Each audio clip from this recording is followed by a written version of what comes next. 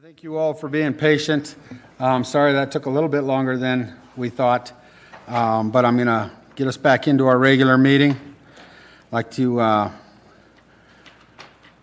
Councilwoman Elliott will be out here in just a moment, but I'd like, while we're waiting for her, to go ahead and ask everybody to stand for a moment of silence, followed by the Pledge of Allegiance.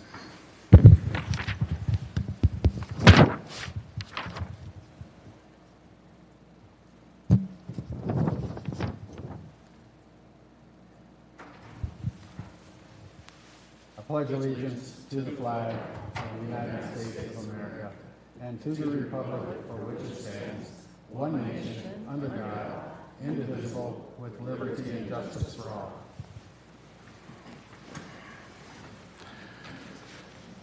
Now, if the staff will go ahead and pass the microphone around, allow the audience opportunity to introduce themselves. Jim Hollett. Jerry McLaughlin. Joe Marsala. Aaron Sabah. Jeff Osmus. Jeff Woog. Christina Rolfe. Melissa Rosbach. Bob Monzingo. Nick Beninelli. Kelsey Lowney. Russell Johnson. Zach Wychulis. Matt Wood. Alvin Lamley. Lee Whitner. Randall Wiggum. Ryan Doherty. John Lodge. Kevin Vitzel, South Adams County Fire Chief. Alex Fairfield. Maria Carbajal. Ogden Greening. Alden Foote. Alex Stone. Dean Vitale. Bobby Knoll. Derek Ross. Phil Martinez. Andrew Fairbairn. Kristen Fairbairn. Charlie Sharman. Deanne Kelly. Chris Van Dyke. Angela Van Dyke. Liam Van Dyke. Jamin Hutchcraft. Sean Smith. David Fancher. Ryan Thompson.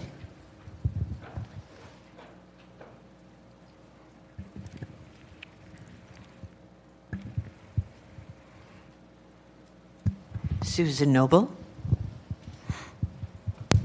Mick Messeline. Michelle Claymore, Economic Development Director. Kathy Pellish.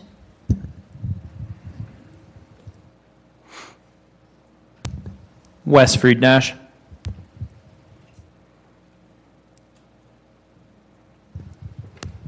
Ryan Seastrom. Tom Green. Deborah Bullock. Reba Troder. Great, thank you all for being here. We're going to start our meeting with proclamation. Front Range Community College 50th anniversary. I'd like to invite the representatives forward to the podium.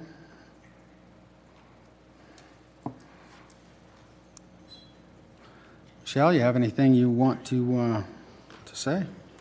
I do. Thank you, Mayor, Mayor Pro Tem, City Council members. Good evening. Workforce development is an important factor for companies located in Commerce City, and no one knows this better than Front Range Community College, which has served the Commerce City citizens and employers since 1968. Tonight, we help celebrate their 50th anniversary. Front Range Community College is the largest community college in the state of Colorado. The college offers students 46 different associate degrees and certificates, tongue-tied tonight, to help prepare them to work in several different fields. Front Range is also adding 2 bachelor's degrees in the near future. In addition, the college sponsors the North Metro Small Business Development Center, which provides small business counseling at the Commerce City Small Business Resource Center. With us tonight to help receive the proclamation on behalf of Front Range Community College is Kathy Pellish, Vice President. Thank you for being here. Please help thank Front Range Community College for their educational programs and services that they provide to our citizens and our employers, and help recognize their golden anniversary through this proclamation. Thank you. Thank you. I will now go to the count. Let me see. I'll have the attorney read the proclamation first.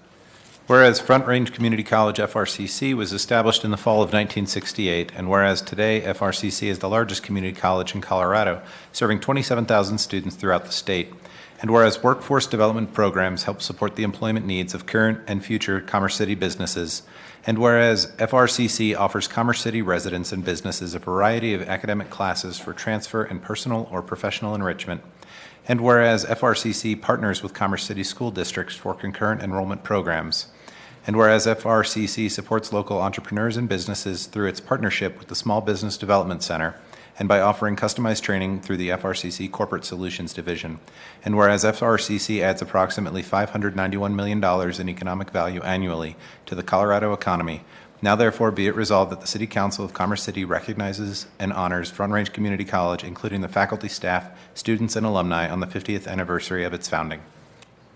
Thank you. Mr. Huseman. Motion to approve the proclamation honoring the Front Range Community College on their 50-year anniversary. Thank you. Mr. Teeter. Second. I have a motion and a second to approve the proclamation as read. All those in favor signify by saying aye. Aye. Opposed, say nay. Motion is carried. Now, if you council members will join me down front to take a picture as we present the proclamation.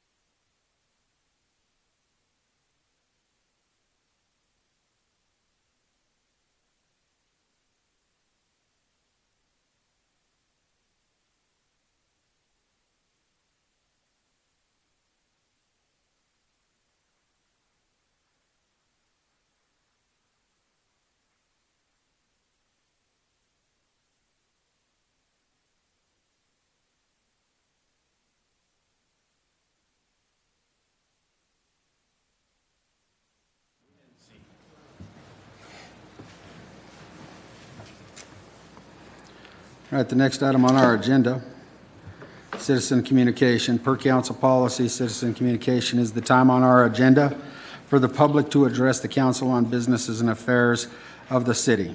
The city council is unable to hear any comments on land use matters that are before or may come before council.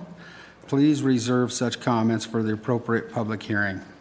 Please give your name and address for the record and keep your comments limited to 3 minutes. And thank you. I do have two folks that have signed up on our agenda for citizen communication. One, I know is allowed. The other one, I have to ask the attorney, because it's concerning an ordinance on the agenda, do they need to wait till the time of the ordinance, or can they speak at citizen communication? I would be preferred to wait till the ordinance, but it would be council's discretion if they wanted to give the person the opportunity. Let's start with Tom Green.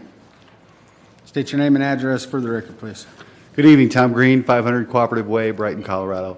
Thank you, Mayor and Commissioners. Appreciate council members. Appreciate the opportunity to speak for you. This is my annual visit where I get to explain the cooperative difference. As you know, United Power is a utility, but we're a utility like no other. We are an electric cooperative, which means we're owned by the people we serve, which means as Commerce City is a part owner of United Power. You have 69 accounts with us. We're proud to serve them in a variety of different ways.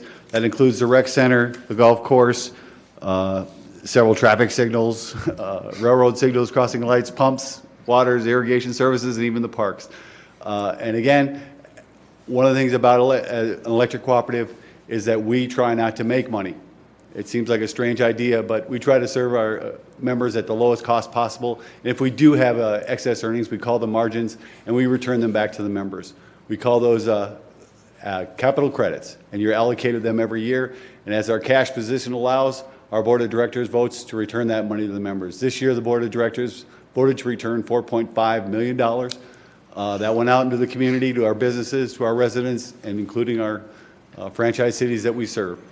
And so tonight, I'm here to deliver your share of that $4.5 million. But I will throw out a couple of figures. Since we've started returning these really aggressively in the late 2000s, we've returned more than $103,000 to Commerce City directly. You still have allocated $458,000 that's still coming to you, and you're going to continue to earn those too. So you can expect us to deliver checks annually like this. And so tonight, I'm happy to present to you with a very big check for $11,069.39. So, Awesome. Thank you.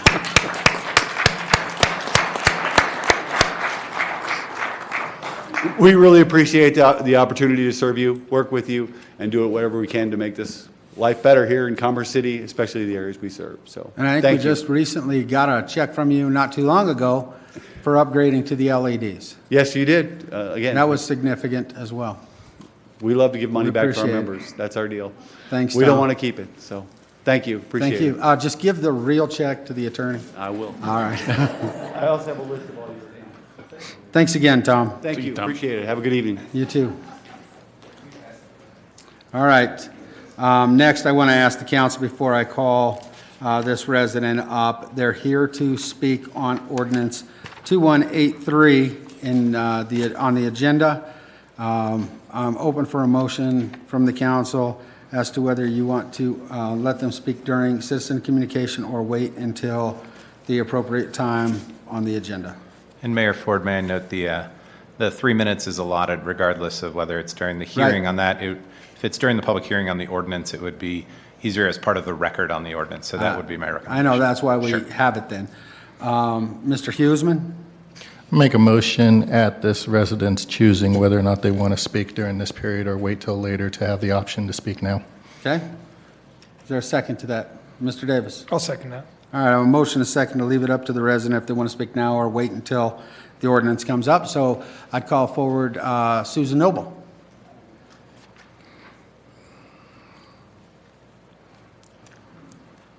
The first question I have for you is, would you prefer to speak now or wait until the ordinance? That would be up to you, based on the council's decision. If you choose to elect to speak now, then I'd ask for your name and address for the record. Excuse me. Thank you very much for the opportunity to speak now, Susan, Okay. may I just and I check? will take. Just procedurally, there was not a vote on the motion, I believe. Okay, I had a motion, a second, to allow for it to be the choice of the resident. All those in favor signify by saying aye. Aye. Opposed, say nay. All right, so I have a majority, so the resident does have the choice based on the decision of the council. So, Ms. Noble, would you like to speak now or wait until the ordinance comes up during the agenda? I'd be happy to speak now. Thank you for the opportunity. Okay. Susan Noble, 10642 Olathe Street. And I'm here to speak to the ordinance regarding the changes in regulations. First of all, there is mention in the slide presentation that you'll be seeing is that there are conversations, ongoing discussions with the public, and we would like to be part of that. We have questions regarding the regulations as well as the model extraction agreement, and would like to participate in that with the staff members who are working on it. Secondly, we have learned recently that there are actually 4 sites, 2 of which are in Commerce City, that the hydraulic fracturing abuts the arsenal boundaries. The model extraction agreement calls for a 1-mile setback. However, Jacobson, Condor, Sparrow, and now Moose, which runs under the Gaylord Hotel to the boundary of the arsenal, are all proposed. That's of grave concern to anyone who has familiarity with the issues around the arsenal. And finally, I would like to say that we also support the 6B resolution and the proposition itself. If any of these wells go through, I think that the fire department is going to need all the resources it can possibly have. First mistake, last mistake. Thank you very much. Thank you. All right. Next item on our agenda is the consent agenda. The consent agenda includes items that are routine, procedural, informational, self-explanatory, and non-controversial. They are presented to council for a single motion and vote. Any member of council may ask to remove a specific item for further discussion in a separate vote. Tonight, there are 9 items listed under the consent agenda. Does anyone on the council wish to remove an item off of the consent agenda for further discussion? Mr. Teeter. Need to get back to my, okay, I'd like to remove Resolution 2018-87. 87, correct? Yes. Okay.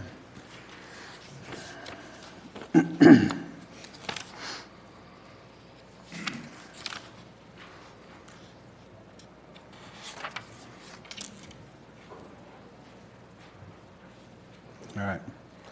Is there any others? Seeing none, I am open for a motion concerning the consent agenda, less the item that was removed, 201887. Mr. Madera. Move to approve the consent agenda as amended. Okay. Mr. Huseman. Second. I have a motion, a second, to approve the consent agenda as amended. Will the city attorney please read the remaining titles on the consent agenda? The minutes of July 2, 2018, the minutes of July 16, 2018, Ordinance 2180, an ordinance amending the 2018 budget of the City of Commerce City, Colorado by recognizing Regional Air Quality Grant Council grant funds in the amount not to exceed $18,000 for the EVSE electric vehicle supply equipment project and the authorization of the expenditure thereof. Resolution 2018-66, resolution approving award of contract for council chambers audiovisual upgrades to King Systems. Resolution 2018-82, resolution approving an intergovernmental agreement with Adams County regarding sharing of fiber conduit and data center space between the City of Commerce City and Adams County. Resolution 2018-85, resolution in support of Anythink, also known as Rainview Library District Ballot Issue 6A. Resolution 2018-86, resolution in support of Greater Brighton Fire Protection District Ballot Issue 7F. Resolution 2018-88, resolution in support of Urban Drainage and Flood Control District Ballot Issue 7G. Thank you.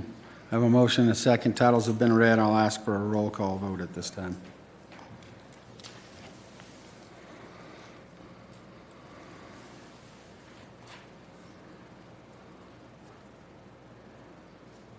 For the record, the consent agenda has been approved unanimously this evening with one excused absence.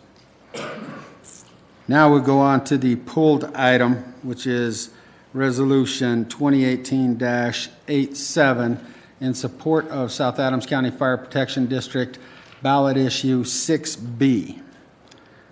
With that said, I would invite any discussion from the City Council at this time. Mr. Teeter? Yes, first of all, I know there's a lot of spouses out there tonight. They're going to be able to do whatever they would like, it looks like. First of all, we would like to have, since this ballot is so important to the firefighters of Commerce City and parts of Adams County, that I think it would be great for a spokesperson to come up here tonight and present this to the audience and the TV people. Since they are the ones that showed up and the other ones did not tonight, I think they should be able to speak. I agree. Is there any other discussion from council concerning this resolution? Seeing none, I'll go to the audience.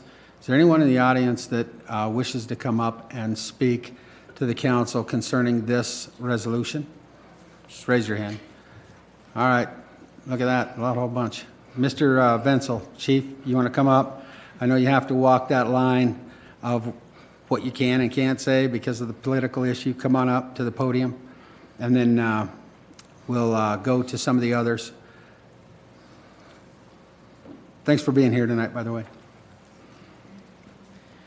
Good evening, Council. On my right here, I have our District Board President, Alex Fairfield, and to my left here, I have our Deputy Chief of Operations, Bob Monzingo.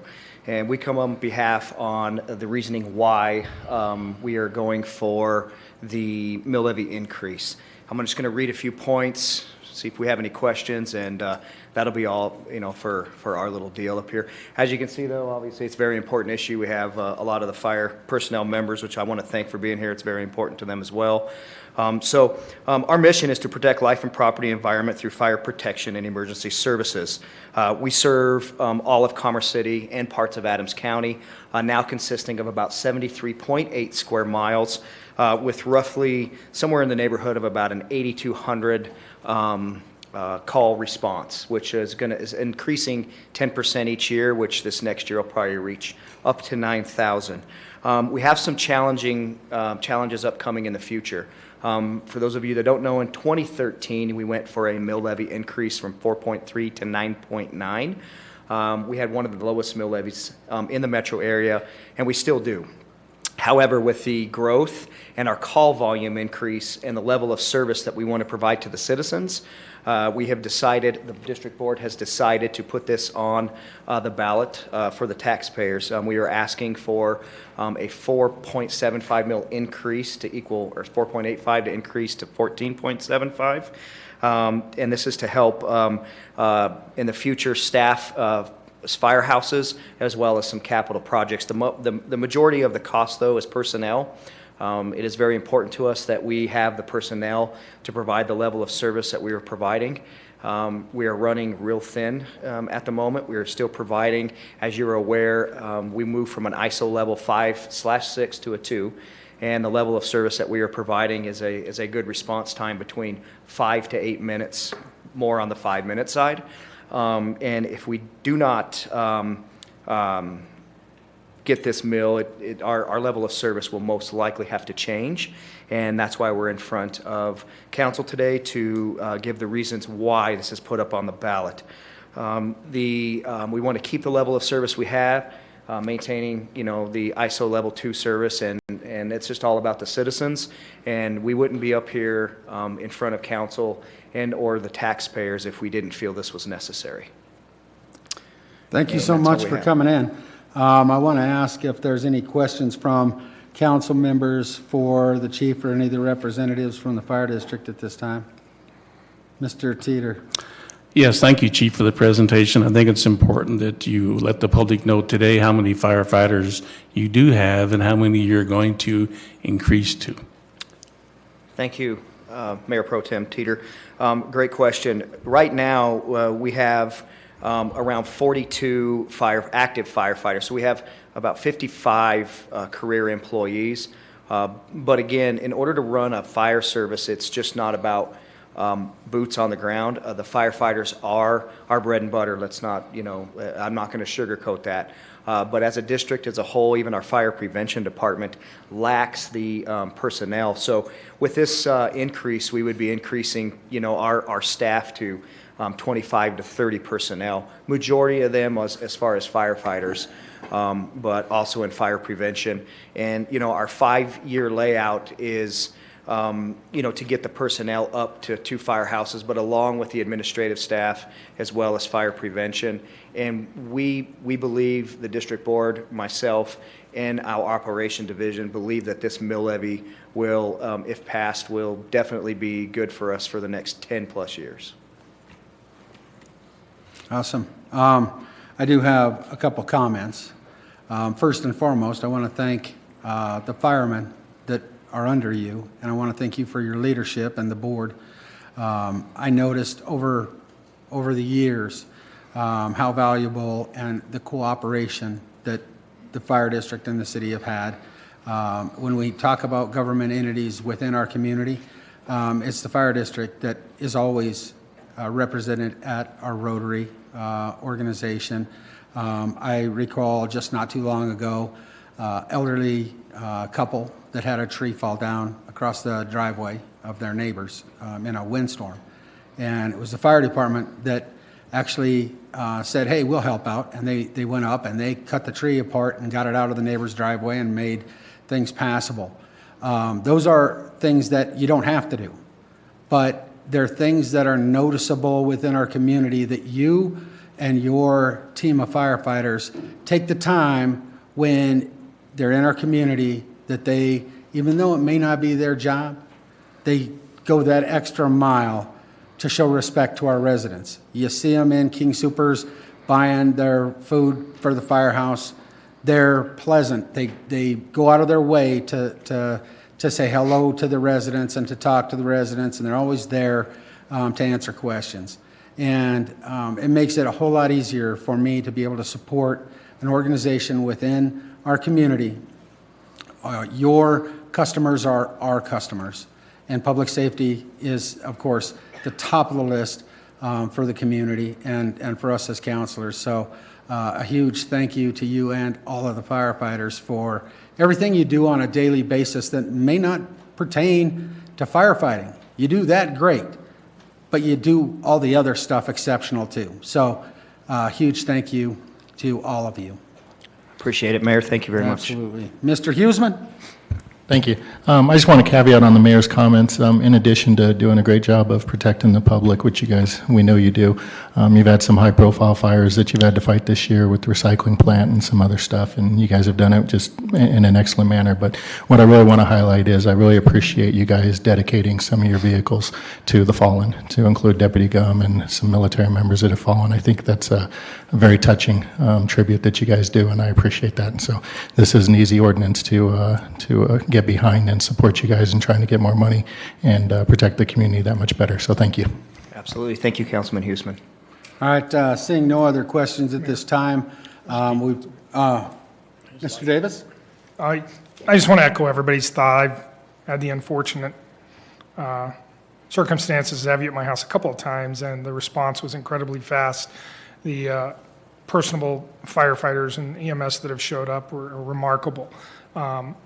I've seen you guys changing tires out on 104th. I've seen you guys walk up to children and at events, and you have an incredible fire department, and we're blessed that you're in our community. Thank you for everything you do. Thank you, Councilman Davis. Mr. Guardiola? Yeah, and I just wanted to mention, keep being out in our community. It's at every community event that I've been there, we see the fire trucks, and you guys are out there with our students, our youth. So that's a big, big plus when we see that you guys are part of our community, and just keep doing what you guys are doing with that. Absolutely, we will, sir. Thank you. All right, seeing no one else, I appreciate it, Chief. All right. We have a couple of folks here that want to come up and say just a few things. So if I'd like to just invite just a couple more. So what I'll do is anybody that wants to come up to the podium and talk on this item, if you raise your hand, I'll just come across the room and get everybody that has their hand up to come up, and they'll be able to make comment before we hear the resolution. All right, Thanks for thank you, being sir. here. Thanks, Council. I appreciate it. Absolutely. I'm going to start on the left side of the room. Anybody over there? I was actually really excited about hearing from that young man. Are you sure you don't want to let him come up? If he wants to come up, I'll let him talk. It'll be a learning experience at the least. All right. Sir in the back, come on up. Just need, when you get up here, to please state your name and address for the record.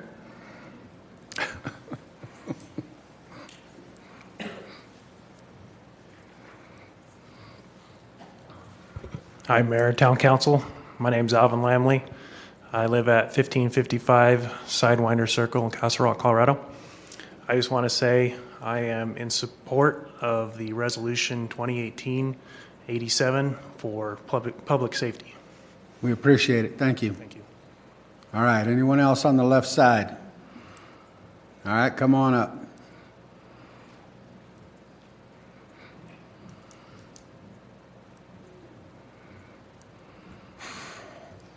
Maria Carbajal, 15859 East 108th Court, and I am here on behalf of a resident of Commerce City, and I am here in full support of Resolution 2018-87.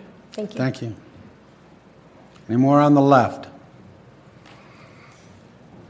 Come on up.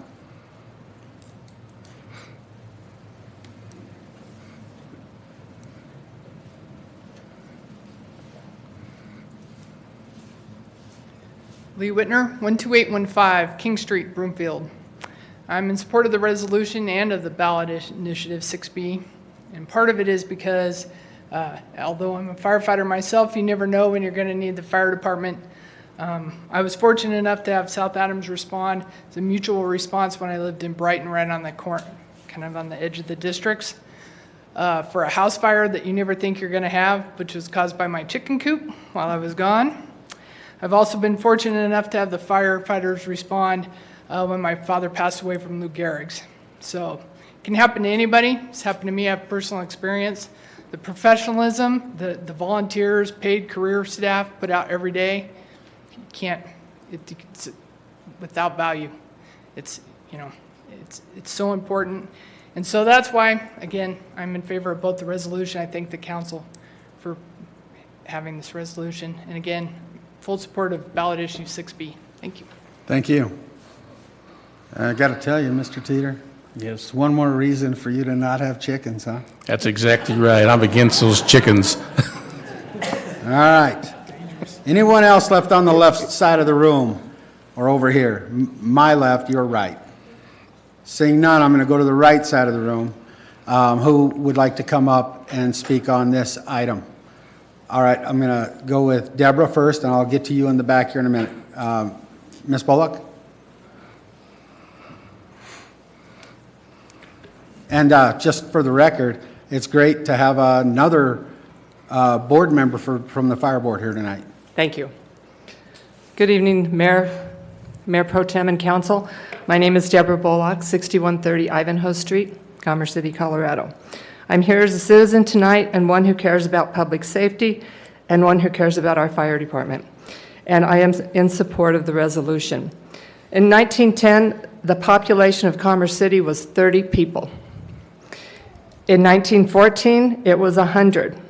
In 1950, it was 3,000. In 1962, it was 16,000.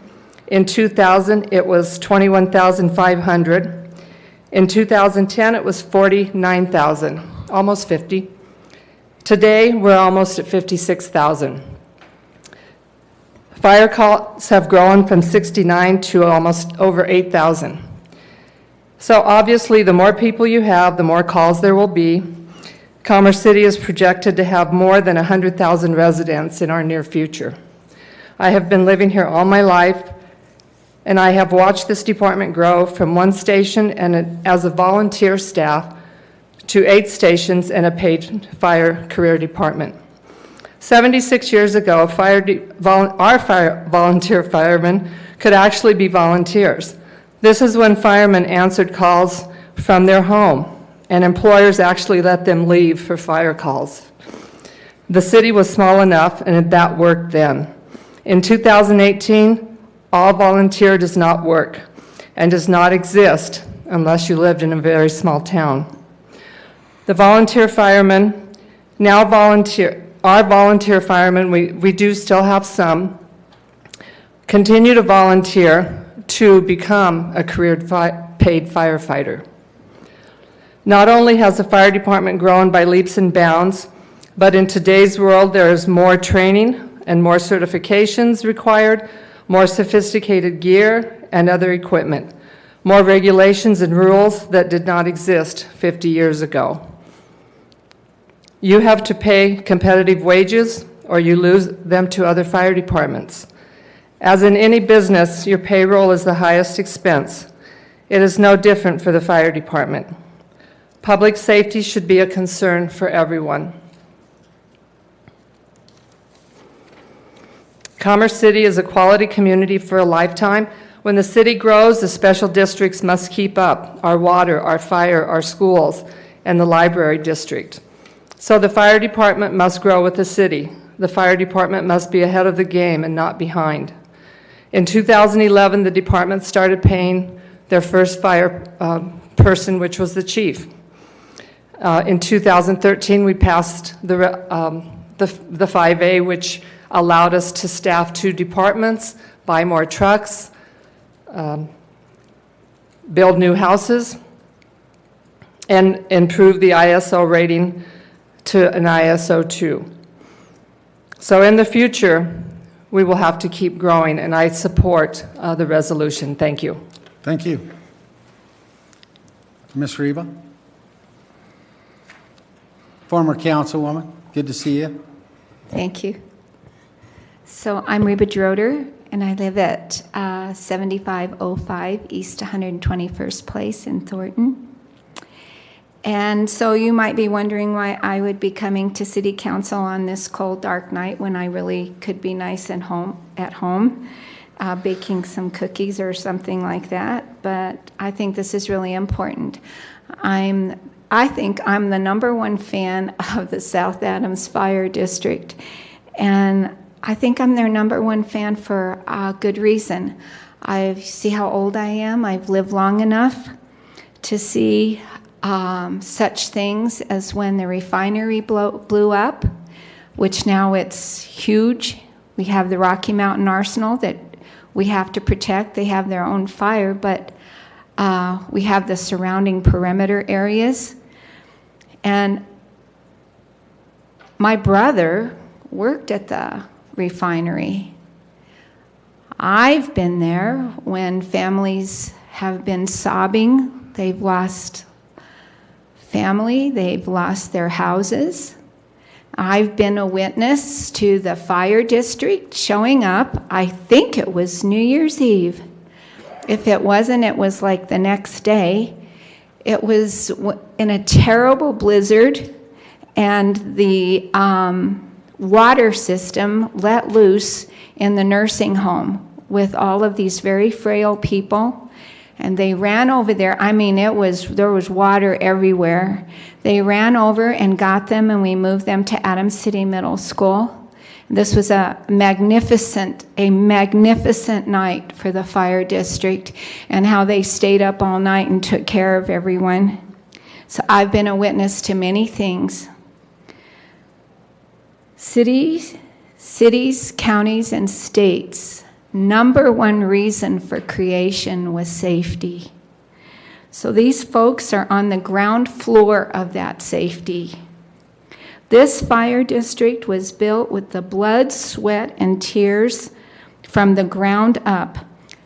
There are actually countless hours in terrible circumstances that families would never want to be in.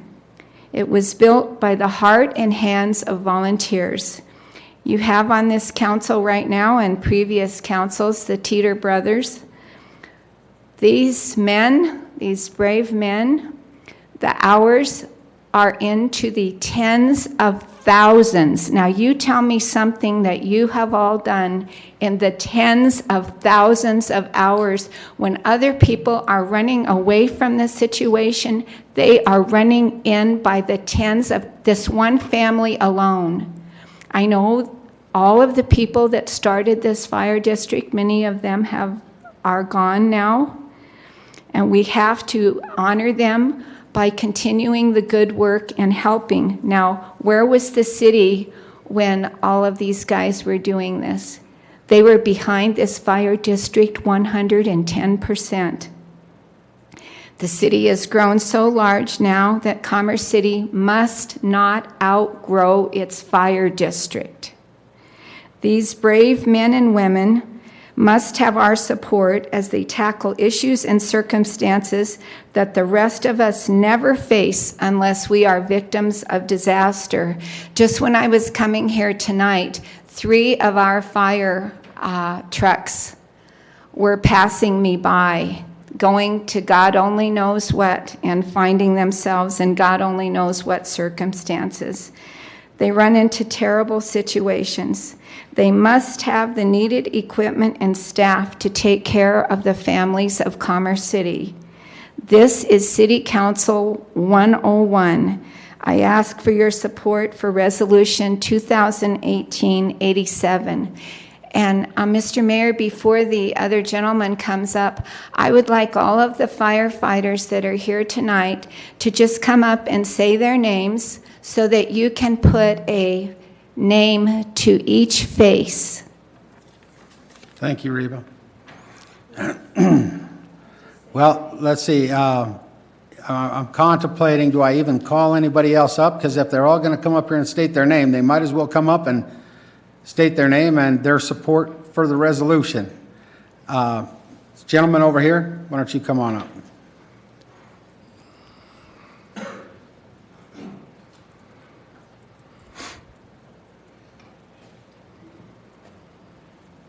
Good evening. Good evening. My name is Mick Messeline, and I live at 9219 Longs Peak Drive in Bell Creek. If it would appease the council, I have put together a citizen's view of 6B, which I have distributed throughout our community. I have a copy for each of you if you'd like to have it. Yeah, you can just hand it to the attorney there. I have 10 total copies. I'll give him every one of those Great. copies. Thank you. So, as I looked at Resolution 6B, we live in an area that's heavily taxed. I don't think anybody will argue that the municipal districts in the north area of the city are brutal to the local citizenry. 88 mills in Reunion, 67 mills in Bell Creek. As we look at those taxes and we look at the accumulation of those taxes, they can be fairly burdensome. But the one thing and the most organized and structured thing I have seen has been the fire department. And I want to go into that a little deeper. I'm a numbers guy. Mensa gave me my card not because I could spell and not because I could read, but because I could do calculations on a level that most people would never want to do. When I saw this mill levy request, that's what I did. I went out and I found every comparable fire district's budget. I found comparable city budgets. I looked at what expenditures were for each city, each fire district, and I looked at how their line items came down and broke down for every single dollar that they spend. I went through the city budget for Commerce City. I went through the city budget for Brighton and the Brighton Rural Fire Department. In that, the most comprehensive budget I have ever read is the budget for the South Adams County Fire Department. There is no discretionary spending. There is not a wasted cent, and every penny within their budget is either forecast or planned upon for use in that year. One of my biggest concerns as I went through that, however, is what I did not see in the city budget or in the fire department budget was any contribution at all from the city. Now, as I looked at very common municipalities, call volume, citizenry, all of those things together, what I saw as a common thread was that there was some kind of support for the fire suppression activities from the city. And I did not see that from the city of Commerce City, and I've got to say I was fairly disappointed in that. As the fire department is needing additional resources, the fire department is needing additional staffing, and you have two fire departments that are serving the city and the communities, both of those fire departments are not receiving anything at all from the budget for the city. I truly and completely back the Measure 6B because I know how important fire suppression is. I've been in public safety since 1985. I began as a volunteer in Fairmont. I worked as a staff firefighter for the city of Sacramento. I'm a nationally published author in fire service. I get it. But where I was most concerned as a citizen in Commerce City is that I didn't see any financial support for the two districts that provide an amazing service for our citizens. I saw no financial support from the council and from the city. And that doesn't have to be a big thing to make a big difference. Simply the allocation of resources for them to purchase a new piece of apparatus, to upgrade SCBAs, to upgrade even something as simple as an infrared camera to look for fire in walls. Those contributions would be immense for this fire department. And I truly believe that it should be one of the priorities to this council to back the fire departments in at least some way of a fiscal responsibility to give them some assistance as they grow. This fire department is going to need another 2 stations, I would bet, within the next 5 years. Each one of those stations is going to require additional staffing and additional equipment. That equipment, those stations, those resources should be a shared responsibility between the city and the fire district. The fire district is only asking for 14 mills. 14. I pay 67 mills in Bell Creek. 67 for a municipal district that truly, if I went through and looked, I couldn't find 10 things they've done in the 12 years I've been there. So it's frustrating to me to see that. But I know as I look through the city budget and see a $10 million additional revenue surplus from the city for 2018, that that's a possibility from the city to allocate some funds to support the two districts that do such a great job of supporting this city. Beyond that, I don't have a lot to share. Most of it is covered within the writing that you see in front of you. I am certainly available for any questions as to how I came to any of those numbers or how I came to any of those determinations. But I would absolutely ask the city and the council to back Measure 6B and to back Measure 7F. Whether or not Brighton is here tonight or not, they are also providing a service to this city at no direct cost to the city of Commerce City. And I truly believe that that should be addressed by yourself and the council, and something should be done to monetarily compensate these men for what they do. They go places you wouldn't. They do things you wouldn't volunteer to do, and they see things that will be with them, not today, not tomorrow, but forever. And that should be taken care of and prioritized. I thank you for the opportunity to speak to you tonight. I certainly hope you take some of my recommendations into consideration, and I'm sure we'll probably see each other again in the future. Thank you. Thank you so much for coming in. Before I move on to the next person, I want to just talk a little bit about some of the things that this gentleman had brought up concerning how come Commerce City doesn't donate part of our general fund or budget to fire districts. I think that it goes into the fact, growing up here, the same as many of the other council members that are up here, watching the interaction between multiple government agencies over time. I know we've had requests from the school districts in the past, hey, will you fund this, will you fund that? And we have to be very careful of using the taxpayers' money to fund another government entity within our jurisdiction. However, when we talk about the collaboration that we've had with South Adams Fire Department over the years, I actually was here and we gave them probably the best deal that they could get anywhere in time on a piece of land for their new, the new administration building that they have right across the parking lot. With shared parking, we're always available to reach out and help the fire district in any way we can.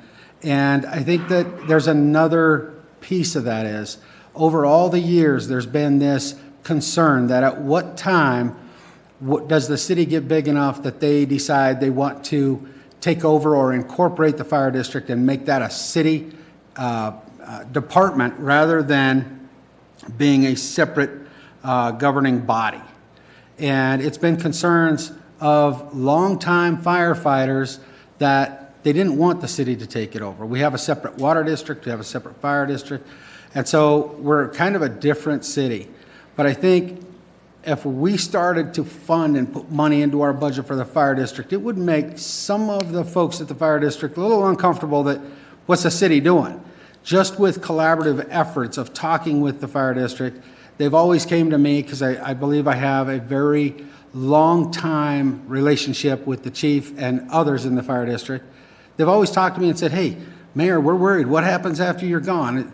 You know, are we at risk that the city may take the department over?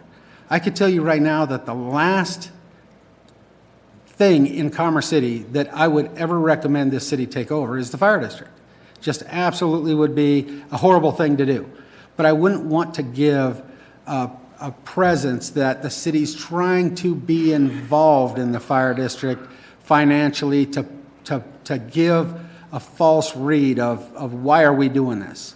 But we do interact, and if the fire district comes to this city, I've never seen them turn down on any request for anything that we can help with from a community and from a city entity.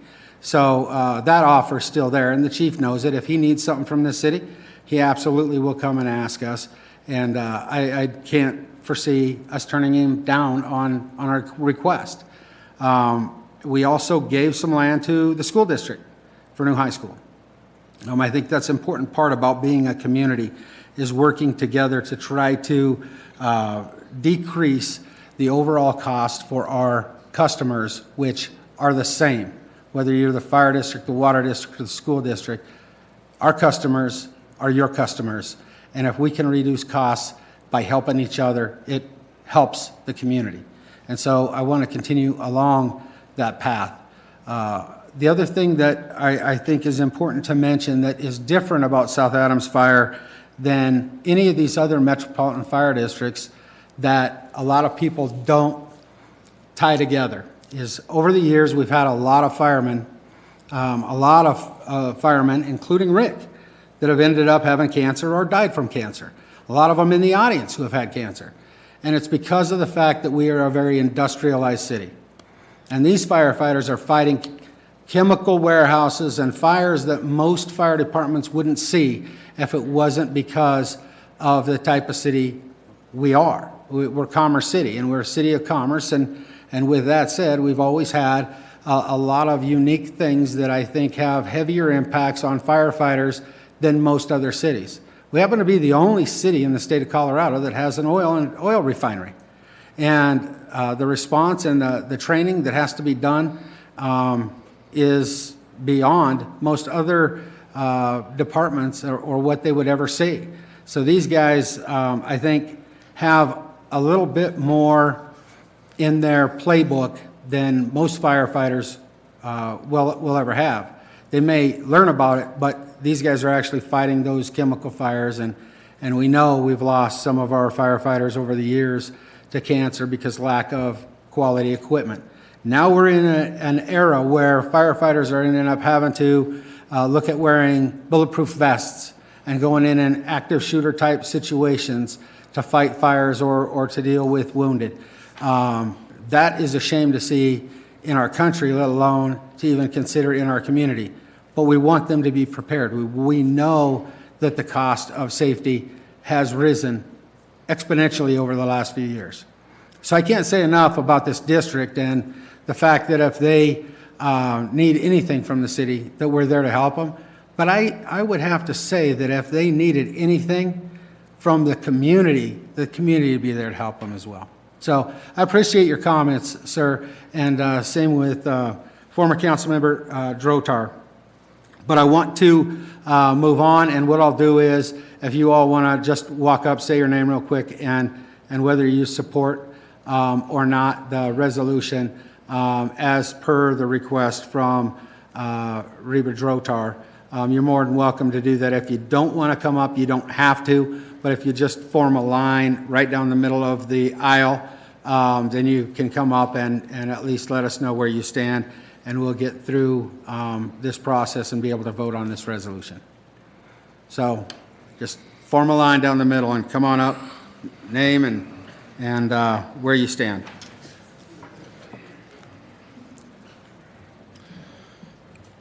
Mayor Ford, Mayor Pro Tem Teeter, thank you. My name is Ogden Greening, 14700 East 104th Avenue, Unit 1904, fabulous Commerce City, Colorado. In addition to being a lieutenant with the South Adams County Fire Department, I am also the Secretary-Treasurer of the South Adams County Professional Firefighters IAFF Union 5124. We are a trade labor union that is a little bit different than pipe fitters or any of the other trade unions out there. In addition to a responsibility to our own members, we also have a responsibility to our citizens. On September 9th, we as a membership unanimously approved a resolution that is exactly the same as what you guys are voting on tonight.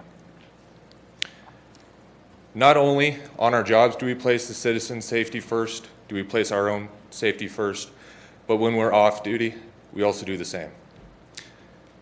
We ask that City Council tonight take that same consideration and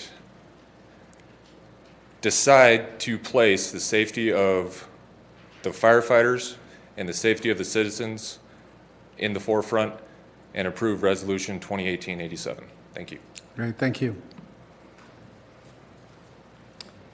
Good evening. My name is Chris Van Dyke. I live at 10754 Telluride Street here in Commerce City. As a member of the department, as a parent, and as a member of this community, I urge you to support this resolution. Thank you. Thank you. We got him up here, after all. Yes. Hi, my name is Russell Johnson. I live at 16984 East Temple Place, Aurora, Colorado. I'm one of the firefighters here for South Adams County, and I hope that everyone else, including myself, is for the resolution of 2018-87. Thank you. Thank you. Another young one. Hi, my name is Jamin Hutchcraft. I live at 429 Irish Street, Brighton, Colorado. This is my son, Grayson, who goes to school here in Commerce City, so I hope you guys support Resolution 2018-87. for his sake as well. Thank you. Hi there. My name is Alden Foote, 4059 East 131st and Thornton. I hope that everybody can support the resolution 2018-87. Appreciate it. My name is Kelsey Lowney. I am a Commerce City native and a firefighter with South Adams County. I am in full support of Resolution 2018-87 because I have grown up in this city and I've grown up around this department, and I know exactly what it means to have firefighters sacrifice their lives for this job, and we need all the help that we can get. An empty seat can't help anybody here, so I hope that everyone can support us as well. Thank you. Thank you. Ryan Thompson, 6750 West 98th Circle, Westminster, Colorado. I am in full support of Resolution 2018-87. Thank you. Sean Smith, 11220 Jamaica Street. I'm in full favor of Resolution 2018-87. Thank you. Alex Stone, 115 Flower Street in Lakewood, full support of 2018-87, ballot 6B. Thank you. Good evening. Dean Vitale, 4883 South Riviera Street, Centennial. I am one of your lieutenants that I serve for South Adams County Fire, the citizens of Commerce City, Henderson, Adams County. I just want to say, without the support from everyone within the city, it makes our job very difficult. With the continued support, this will allow us to continue serving the citizens at the excellence of the level that we contain, fulfill, and will continue. So I am in full support of Resolution 2018-187. Thank you. Thank you. Bobby Knoll, 11210 Jamaica Street, and I am in full support of the Resolution 2018-87. Thank you. Derek Ross, 9310 West 81st Place. I'm in full support of Resolution 2018-87. Thanks. Thank you. Nick Beninelli, 9932 Joplin Street. As a citizen and a firefighter of this community, I'm in full support of Resolution 2018-87. Thanks. Phil Martinez, 11525 Community Center Drive, Northglenn. Full support for Resolution 2018-87. Andrew Fairbairn. I live at 11016 Lehman Street in Henderson. As a citizen of this community and fireman, I'm in full support of Resolution 87 and ballot 6B. Thank you. Zach Waichulis, live at 1882 East 104th, Thornton, Colorado. I'm a firefighter of South Adams County, and I am in full support of Resolution 2018-87. Thank you. Thank you. Matthew Wood, I'm in full support of the resolution. Thank you. David Fancher, 11090 East 26th Avenue, Aurora, Colorado. I am in full support of Resolution 2018-87. Thank you. Thank you. John Lodge, 11712 Elkhart Street, is a prevention officer with the fire department and a citizen of the community, and in full support of 2018-87. Melissa Rosbeck, 9241 East 107th Place. I am in full support of Resolution 2018-87. Thank you.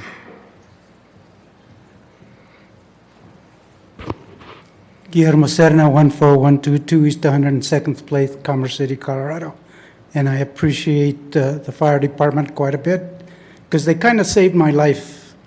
I have sugar diabetes, and they had to respond, and they did a great job. Just one thing, I would like to see more diversity in the fire department volunteers. That's women, minorities, in perspective to how they represent this community. I want our kids to see Hispanic firemen. I want our kids to see more women because they deserve it, okay? But I fully support 2018-87. Thank you. Thank you. All right. Before I ask for that motion, I want to make sure that there's nobody else that has anything they want to come up and say before I call for that motion. Seeing nobody. Mr. Teeter. I'd like to make a motion to approve 2018-87 6B. Mr. Huseman. Second the motion to approve Resolution 2018-87 in full support of ballot issue 6B. Awesome. I have a motion and a second. Will the city attorney please read the title? Resolution 2018-87, resolution in support of South Adams County Fire Protection District, ballot issue 6B. Thank you. With that said, I'll call for a vote. All those in favor of Resolution 2018-87 signify by saying aye. Aye. Opposed, say nay. Motion is carried, and you have the full support of the City Council supporting your ballot measure. Thank you for your service.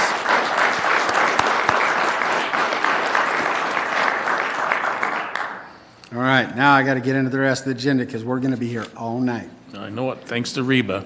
Yeah, well, you know what? That's all right. We still love you.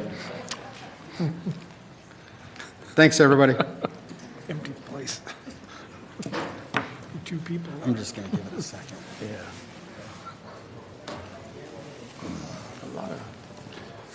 Quite a few of them live here. I'm surprised. I didn't know because they came in from all over. So I gathered. That's pretty close to what I saw.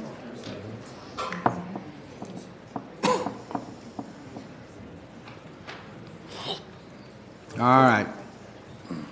We're going to get back into the agenda. The next item on the agenda is a public hearing concerning the budget, Resolution 2018-19. Next item on the agenda is the city budget. Tonight, we will open the public hearing, which will be continued to November 5th for adoption that night. We leave that open for our residents to have an opportunity to come in, go over the budget, and identify any concerns they may have with the way the budget is written. So I'm going to open that public hearing. The first thing I'm going to do is ask if there's anyone in the audience who would like to address the council on the matters of the budget. Seeing none, I'm going to open up for a motion and a second to continue the public hearing to the council meeting of November 5th. Mr. Teeter. I'd like to make a motion to approve Resolution 2018-19 on the first reading to move to approve the budget to the November 5th hearing. Thank you. Mr. Madera. Second. I have a motion and a second to continue the public hearing on the budget, leaving the public hearing open until November 5th. All those in favor signify by saying aye. Aye. Opposed, say nay. Motion is carried. Next item is ordinances on first reading. We have ordinance 2183, which is minor amendments to the Land Development Code regarding oil and gas permits and subsurface extraction. I'd like to invite the attorney to make the presentation.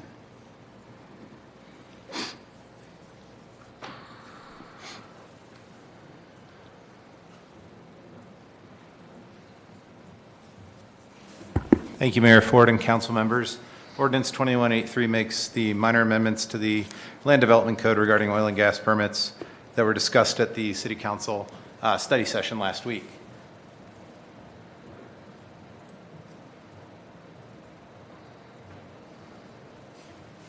This will help it move along if I can turn the pages. To date, the City Council has not received oil and gas permits, and this is an action revising, making some much-needed revisions to ordinances passed in 2012. These are very limited as far as substantive changes, and we'll highlight those. They're largely restatements and reorganizations. We're removing some troublesome provisions to avoid potential conflicts with state law and issues of ambiguity so that we can make sure that outcomes for the city are improved and that city staff are able to work through these processes without questions as to what the scope of the regulations are. I noted that there are limited substantive revisions.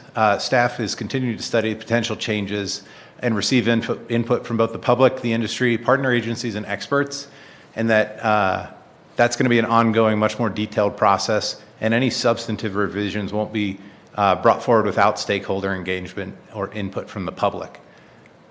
Just to highlight a few items here, this is what the council already heard last week, but for the public's benefit.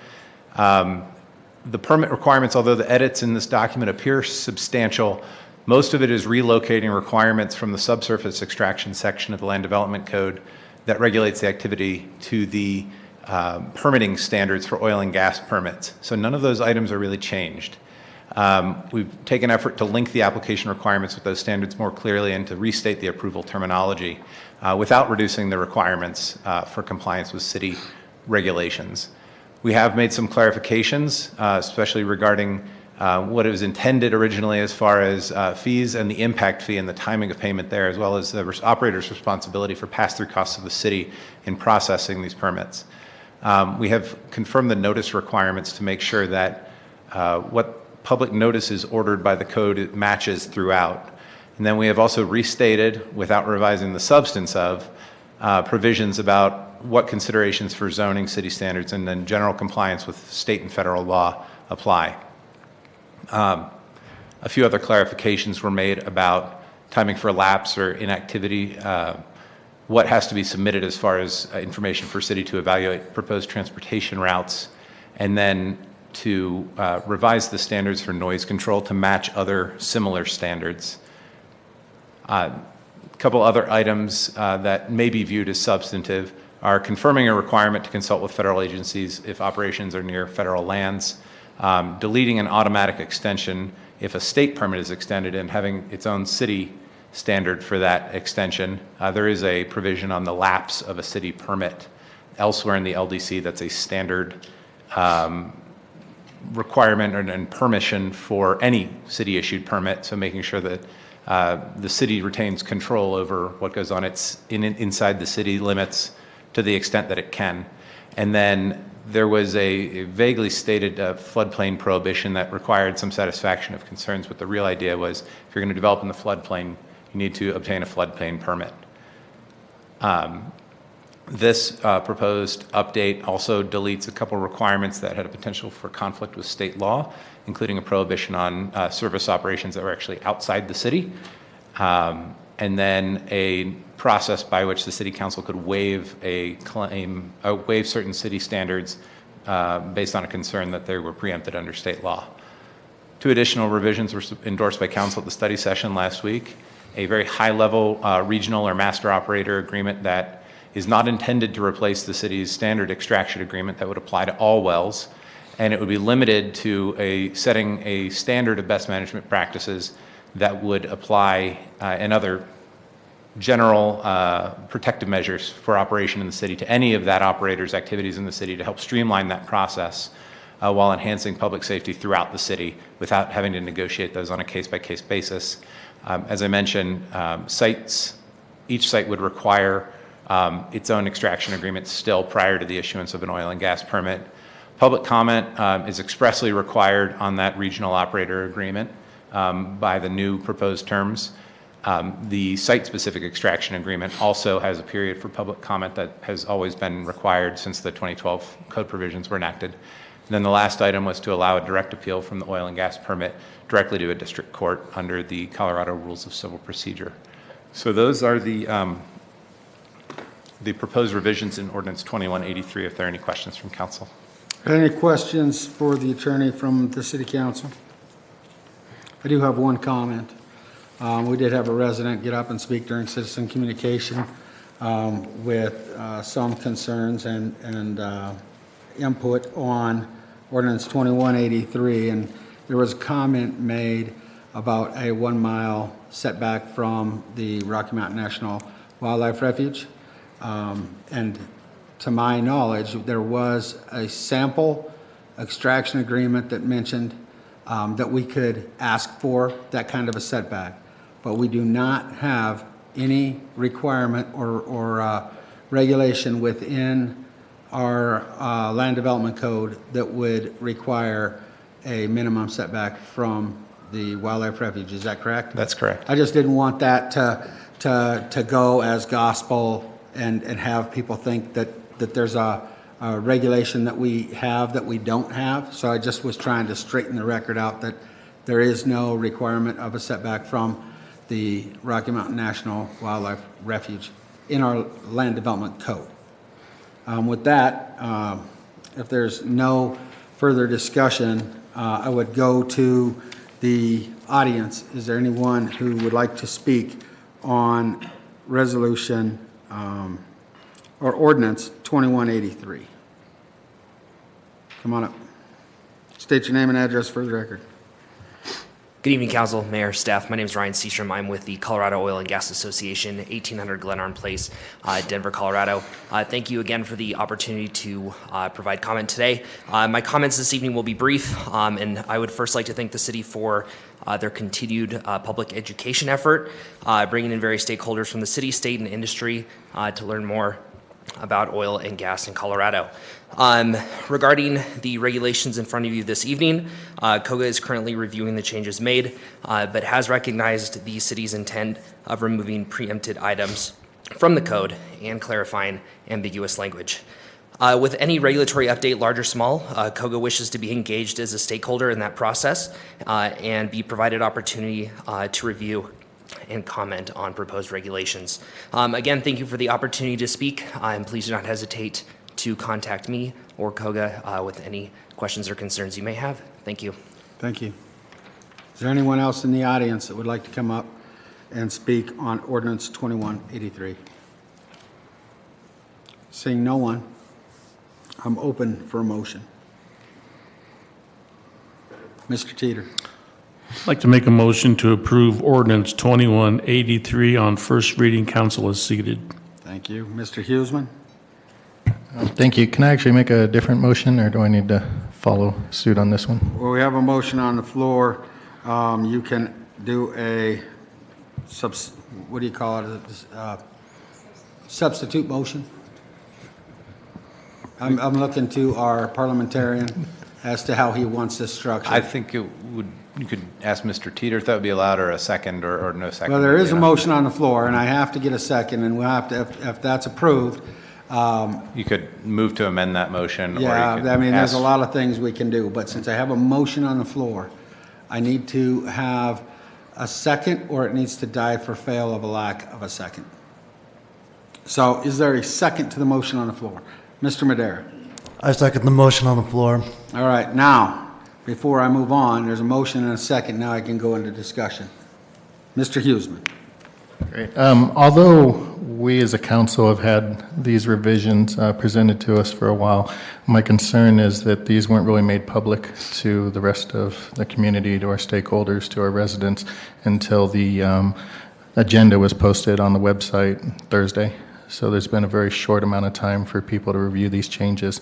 So I would actually like to see this tabled until November 5th and taken up at that time. That way everybody has an opportunity to see the changes that are being proposed. Seeing no other requests to speak, I would then go to the motion maker and the second if they want to amend their motion or leave the motion as it stands. I'd like to leave the motion as it stands. How about the second? I'd like to leave the second as stands. Okay, so I have a motion and a second. We need to vote on that. If that does not pass, then there would be opportunity for a different kind of motion. Mayor, for may I also note, there will be a second reading. Right. And if council wants, because not everyone's present, we could put that on the regular agenda as well. So the community would have another opportunity to look at that then, and council would have to vote on it on second reading at that point. How as well, much just time will that, between this reading and second reading? Approximately 21 days. Approximately 21 days. That sounds So- about exactly 21 days, I think. Yeah. So I'm that a that lawyer. will give additional time, and if that's the case, if it's not voted on unanimously tonight, it won't go on the consent agenda. If it does get voted on unanimously, it can be pulled off by any council member off the consent agenda for further discussion at second reading and for any amendments that may be placed on that. So I just want to make sure the council is aware of the process and what opportunities there will be. And for citizens, there's 21 days before this can be heard again. And then at that time, a council member has the ability to pull it off consent and then make a motion with changes if necessary. All right, with that said, can I get the title? Ordinance 2183, an ordinance amending sections 21-3200, 21-3425, 21-3216, and 21-5266 of the Land Development Code of the City of Commerce City relating to the oil and gas permits and subsurface extraction requirements and related procedural matters. Thank you. I'll ask for a roll call vote.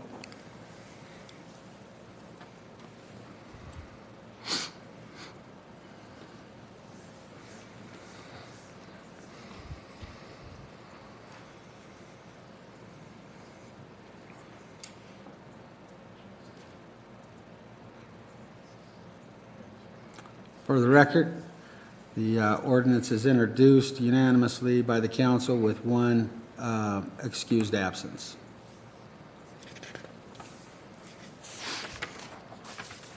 Moving on to ordinance 2184, regarding a repeal of certain code provisions regarding solicitations.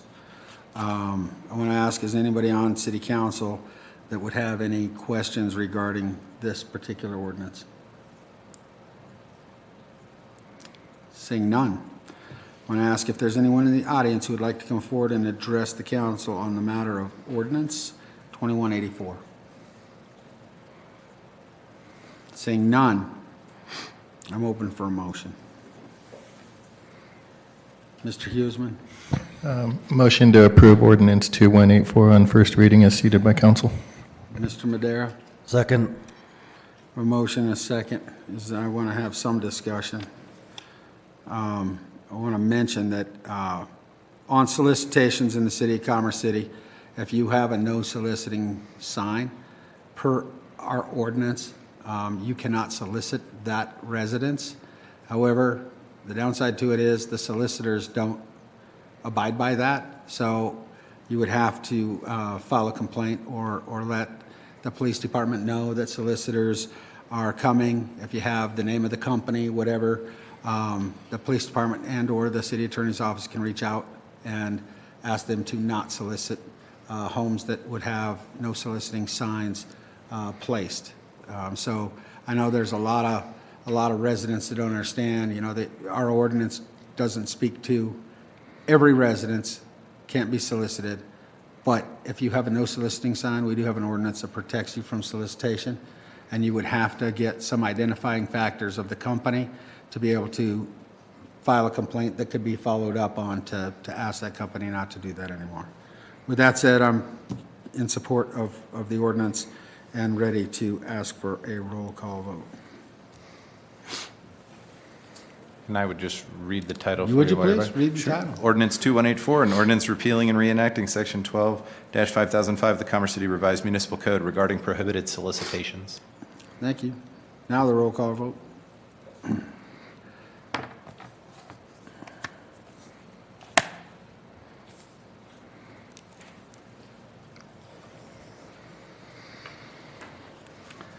For the record, ordinance 2184 is introduced on first reading by the City Council unanimously outside of the one excused absence. And we'll move into Administrative Council business. Mr. McBroom.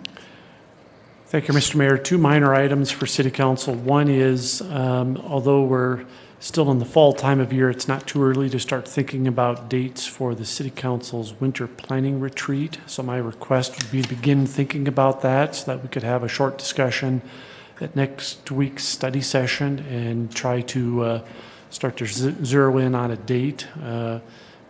Everybody has busy schedules, and the sooner I think we get that scheduled, the easier it will be for everyone. So if you wouldn't mind, please be thinking about that so that we can talk about it next week.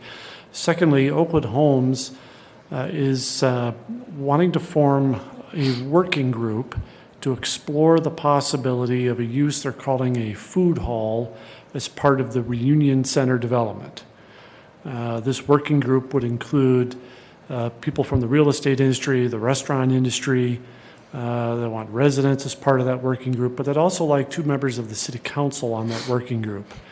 A couple of caveats to serving on such a working group. One is they do have PUD amendments that are going through the approval process that this food use could be impacted by those amendments. So council members may not be able to serve on this working group until after decisions have been made on those PUD amendments. That's one caveat. And the other is it's possible the discussions could include some discussion about the financial model for such a use and the potential need for city incentives. So those are 2 areas of caution to any council members serving on that working group. But they have asked for 2 representatives from city council to serve. It would make sense. Certainly, it's up to city council who you appoint. It would seem to make sense that perhaps the Ward 4 representative be appointed and then 1 additional council member. But beyond that, it's really at the discretion of the city council. I would leave it up to the council who would serve on that, and I would ask for volunteers that would want to serve. But before we get into that piece of it, because there would be some quasi-judicial matters that would have to be taken up for land use, I would ask that whoever would serve on that would abstain from any involvement in any discussions concerning land use. It's going to be a slippery slope anyway for those serving to be able to stay impartial.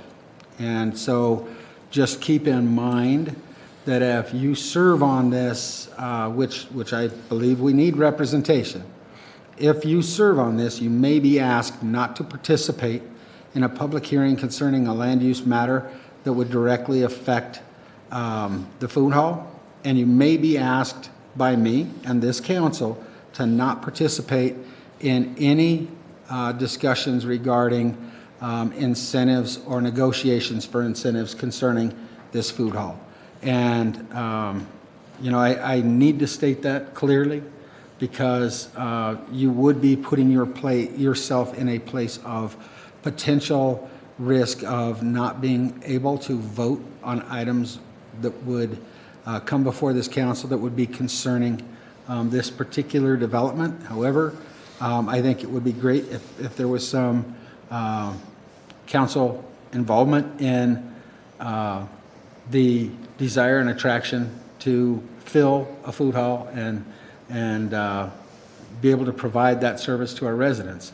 So I'm going to leave it up to the council. If you have an interest in joining, just keep in mind what some of those risks are and some of those limitations that may be placed on you for doing so. I'm not trying to discourage anybody from serving. I just want to make sure that you all are very clear about what the protocols will be at this dais.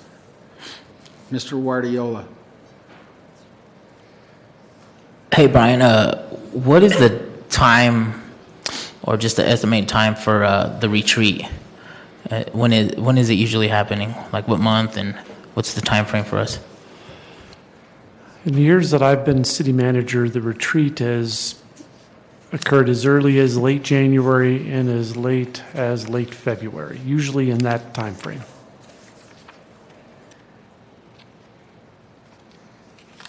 Mr. Huseman.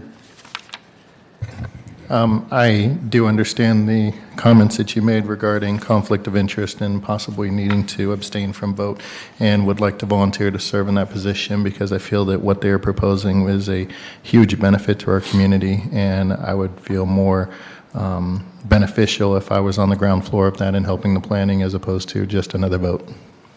All righty. So I guess you have some faith in the rest of us, huh? All right, so I have a request to serve on this particular panel for this reunion food place. by Mr. Huseman. They need 2 if there is a desire from this council to serve. I need, Mr. Davis? I would also be interested in serving. All right, so I have 2 folks who have a desire to serve on this committee. Is there any others that have that desire before I ask for a motion? Seeing no one, I'm open for a motion setting the membership of the council on this particular committee for this food building for reunion. Councilwoman Frank. I motion to approve the 2 Just state those nominated names, please. members. Councilman Huseman and Councilman Davis to be appointed to the Food hall. Food, Oakwood Homes Oakwood Homes Food Food Hall Working Group. Yeah. Working Group. Thank you. Mr. Madera. Second. I have a motion and a second. All those in favor signify by saying aye. Opposed, say nay. Motion is carried. Some awful light ayes that time. Just saying, Mr. Huseman, walk softly. I didn't know if I needed to abstain from that vote as well. Yeah. Not that one, but we'll let you know. We'll let you know when. All right. We get into reports. I know we have one more item, but it's kind of strange how my agenda here is before me and the agenda on my iPad. I know we have a presentation, but do you want reports before the presentation or after the presentation? One other item, I think there might be some other administrative council Okay. business. And then it's council's discretion. While we're talking about the rest of the evening schedule, I would also suggest that we adjourn or recess the city council meeting after reports, after Mr. Sharman's presentation, conduct the GID meetings, and then come back to city council and go back to the executive All session. right. Yeah, we won't adjourn the regular council meeting. We'll just go into the other meetings and come back to the council meeting. And I'm still in administrative council business. Mr. Huseman. Thank you, Mayor.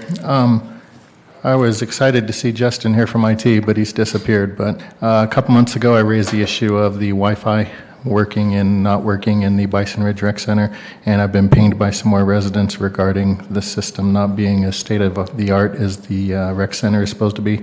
So can we get some action on that to make sure we provide stable Wi-Fi or at least better cell coverage in the facility for patrons? We will get an update for council. Councilman Guardiola. Thank you. I'd like to get a motion to direct staff for a study session for the following 3 reasons. To let Team Tipton present their findings on Adams 14, to see what the word education means in our council goals, and to get an update on where staff is for other options and how we could help this educational system in Commerce City. All right, I got a motion on the floor to direct staff to do the 3 previously identified purposes. Mr. Madera. Second. All right, I have a motion and second. I'll open it up for discussion if anybody has discussion. Seeing none, all those in favor signify by saying aye. Aye. Opposed, say nay. Motion is carried.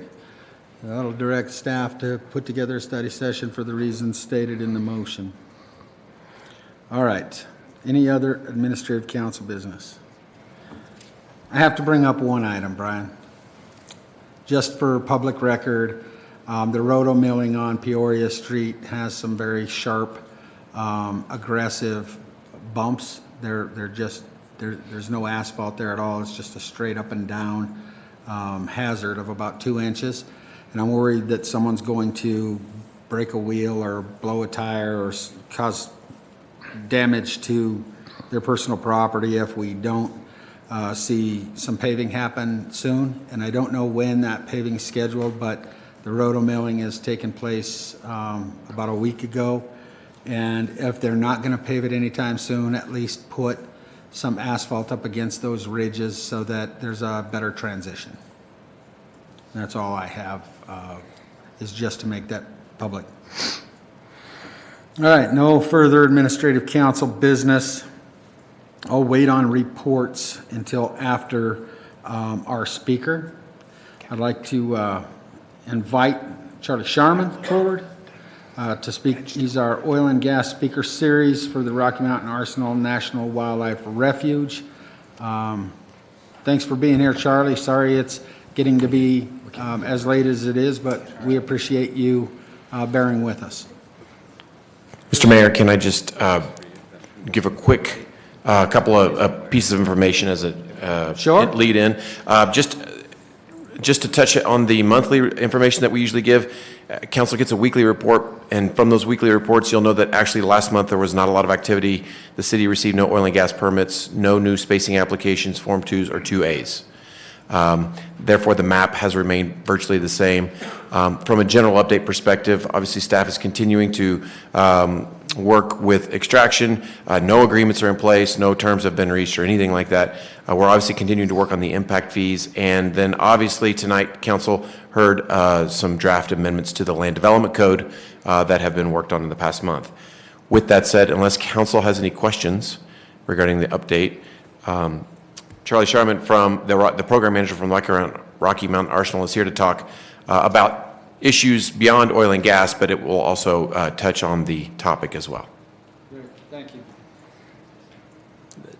All right. Mayor Ford, Mayor Pro Tem Teeter, members of the City Council, good evening, and thank you for having me this evening. I'm planning to give you an update tonight on the progress we've made toward groundwater cleanup at the site, but also talk to you about how that relates to oil and gas development in the area, and excuse me, also about some other issues related to the cleanup and how that affects oil and gas development in the area as well. So with that, I intend to generally follow this outline. I'm expecting that there may be some viewers that are new to the area, so I want to give a little bit of background about the site and the sources that have caused groundwater contamination out at the Arsenal. Talk about the groundwater plumes that were created from those sources. Talk about the treatment of those groundwater plumes, and then also the impact, how much progress we've made on cleaning up the groundwater contamination. And then end with just a discussion about considerations related to oil and gas development and the Arsenal's cleanup program. And then I'll close with questions that the council may have. Certainly, if there's any clarifications on the slides as we go through the presentation, don't hesitate to stop and raise a question as we go through. I'll be using a series of maps this evening and to show the various aspects of the groundwater cleanup program. This is the base map. I just want to make sure folks are oriented with how it's set up. The Arsenal and Refuge is the center of the map. It's 26, roughly 26 square miles. Each of these blocks is a square mile. We're here this evening in the city's municipal building in the lower left corner of the map. The refuge is bounded on the west by Quebec Parkway. Part of that is off the map here. On the northwest by Highway 2. On the north by 96th Avenue. On the east by Buckley Road, which is closed right now. And 56th Avenue on the south. As far as the history of the site goes, most of the operations took place in the center of the site, and that's where most of the groundwater contamination originated. In the center of the site, the South Lance is where the Army produced chemical weapons. About a mile and a half to the north, North Plants is another location where The Army produced chemical weapons there as well. Then all the munitions that were stored out at the arsenal were destroyed in that North Plants complex in the 70s and early 80s. In addition to the Army's operations, Shell Oil Company produced pesticides in the South Plants area, so the center of the site. Waste from those operations, the Army's and Shell operations, generally also took place in the center of the site. Solid waste was disposed in a series of trenches just north of the South Plants, and then liquid waste was disposed of in disposal basins, evaporation basins, beginning with Basin A in the 40s and early 50s, and a series of other basins as you move to the northwest, including finally Basin F, which was a line basin that was constructed in the 1950s. Those, through spills and leaking sewers and things like that, contamination got into the groundwater, and groundwater in this vicinity moves to the north and northwest. And so one other source I wanted to point out is over here to the west. It was a shipping and receiving area of the arsenal, and we call the rail yard, and we had a couple of spills in that location.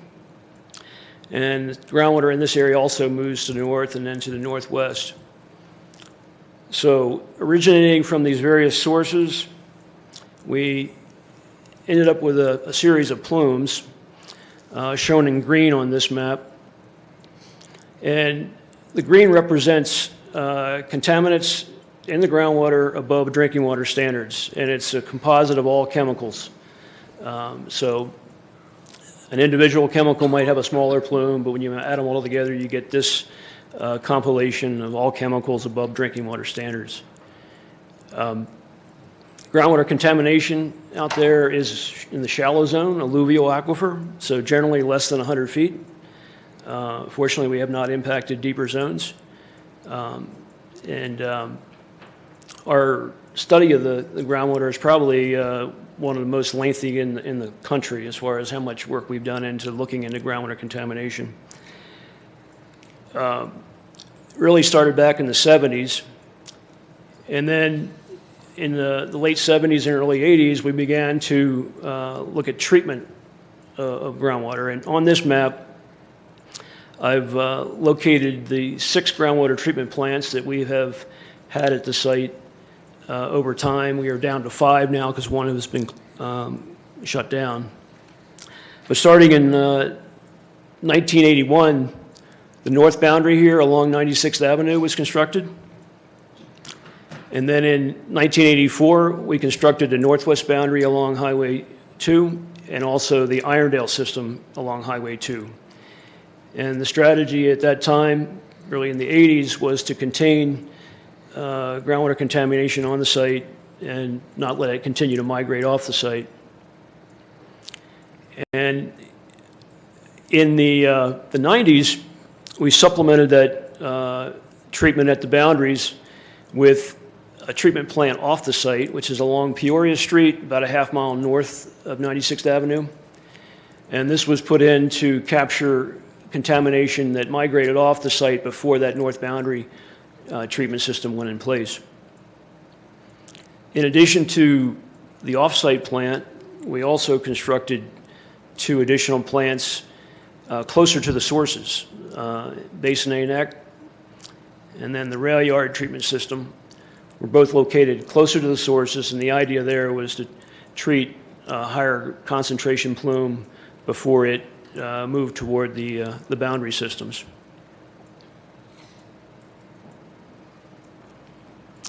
This gives you an idea, well, it's a picture of the groundwater treatment plants today, starting from the north in that off-post plant along Peoria Street, the 2-story tan metal building. At the north boundary, you have that big blue building along 96th Avenue.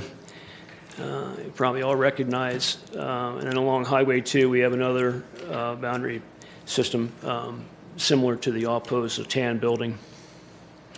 And then internal to the site, which you may not have seen unless you've taken a tour of the site, is our Basin A Neck treatment system, and then our smallest system is that rail yard system, which is about a quarter-mile north of the Refuge Visitor Center. And it only treats about 100 gallons a minute. It's a small plant. In the lower left and lower right of this slide, you can see a couple pictures of our inside of the plants. And the plants are generally granulated activated carbon, similar to the South Adams County Water and Sanitation District Klein facility. Uses the same technology of activated carbon filtration, basically. This cross-section is a simplified diagram trying to show you how they operate, so that if you take a slice of the earth, in this particular map, it's down to 1,000 feet. As I mentioned, all our groundwater contamination really is in the shallow aquifer, which is generally less than 100 feet. It ranges anywhere from 20 to 30 feet in the center of the site. It's 100 feet to the west, and then up north, it's in the range of 40 to 50 feet deep. So. But these plants, the way they operate, in this particular slide, groundwater would be moving from left to right. You have the ground surface, the water table, and then the bedrock surface. And below the bedrock, you have the Arapahoe Formation and the Laramie Formation. And both of those formations are areas where private wells may be located in the area for drinking. Any home that is not hooked up to the South Adams County system generally would have a deeper well, and they would be located in the Arapahoe or Laramie formations. So again, looking back at the alluvial, you got groundwater moving from left to right on this screen.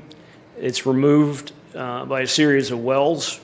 It's pumped out of the ground into our groundwater treatment plants, which I showed you on the previous slide. Contaminants are treated to drinking water standards and then re-injected in a series of wells or trenches to continue to flow downstream. On this map, in the center between the extraction wells and the recharge wells, two of our plants have a bentonite slurry wall. And the purpose of that is really to keep clean water from moving back into the extraction system, just to make the plant more efficient. It's more efficient to be extracting a higher contaminant stream as opposed to letting the water dilute it and recycle it through the plant. So the results of our treatment, on the left of this slide is the plume I showed you earlier from 1994. That composite plume of contaminants above drinking water standards. On the right, in green, for consistent comparison, is that same contaminant plume using the same detection levels that we had back in 1994. So when you compare the green from 1994 to the green of 2014, you can see it's been reduced a fair bit. The challenge we have is that technology continues to improve, and we have lower detection limits today than we did back in 1994. And a number of our chemicals have health standards that are right near the detection level. And so I've shown on this map in purple what we're able to detect today that we were not able to detect back in 1994. So to be accurate, the combination of the green and the purple on the 2014 map show you areas where we have chemicals that are above drinking water standards. But I wanted to show you the green just because for accurate comparison purposes, we are shrinking in the groundwater plumes, and we are being effective with our groundwater treatment. Probably the most notable of that is on the the west of the arsenal, moving from the rail yard to the Irondale system. As I mentioned before, that Irondale system was installed in 1984. The rail yard system went in 1991. And so between 1991 and year 2000, the plume between these two systems was completely cleaned up and met drinking water standards. And so we were able to tear down that Irondale plant in the year 2000. Today, we have not detected the chemicals in that area above drinking water standards for the past 2 years, and so we're in a 5-year monitoring period where if we don't find anything above drinking water standards in that period of time, we'll be able to shut that plant down as well.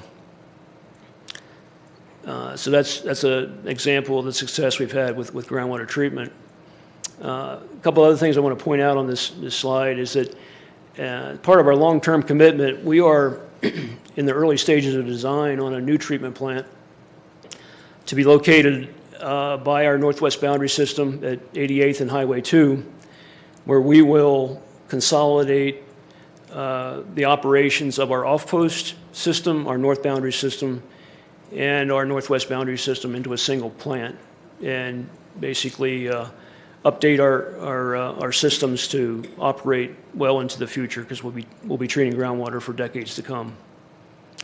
So when we do that, we'll be able to tear down the 3 existing plants, the tan building there on Peoria Street, the blue building along 96th, and the other tan building there on 88th and Highway 2. So that'll be a positive step for us.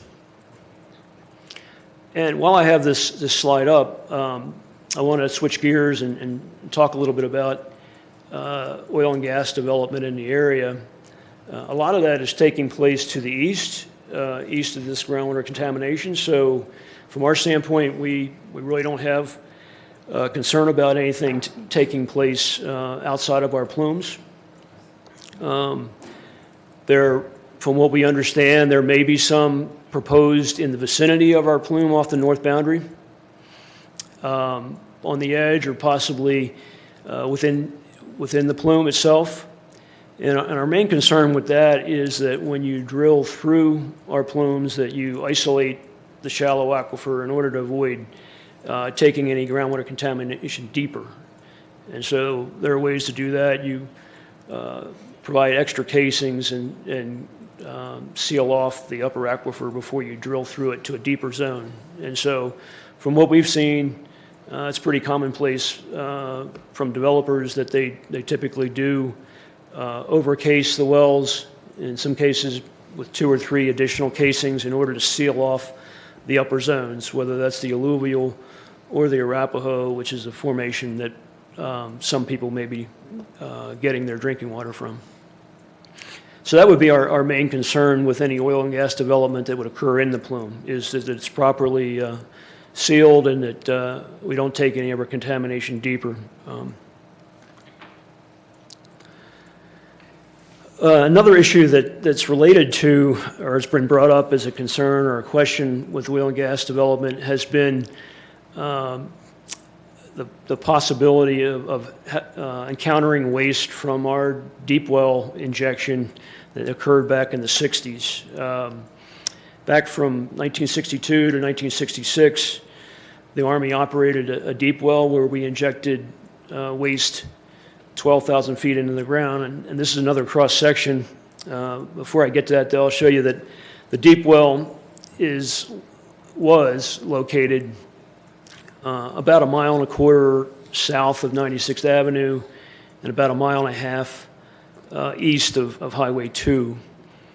So right around would be 86th and between Peoria and Havana Street, roughly.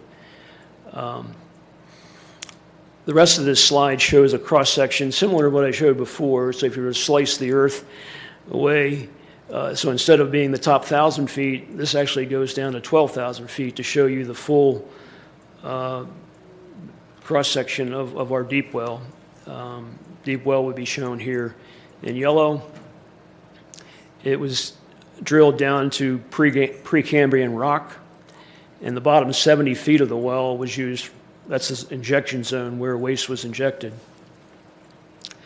When you look at that and compare that to where we have groundwater contamination up in the alluvial formation in the top 100 feet, basically, significant separation between where we're treating groundwater and where the waste was injected.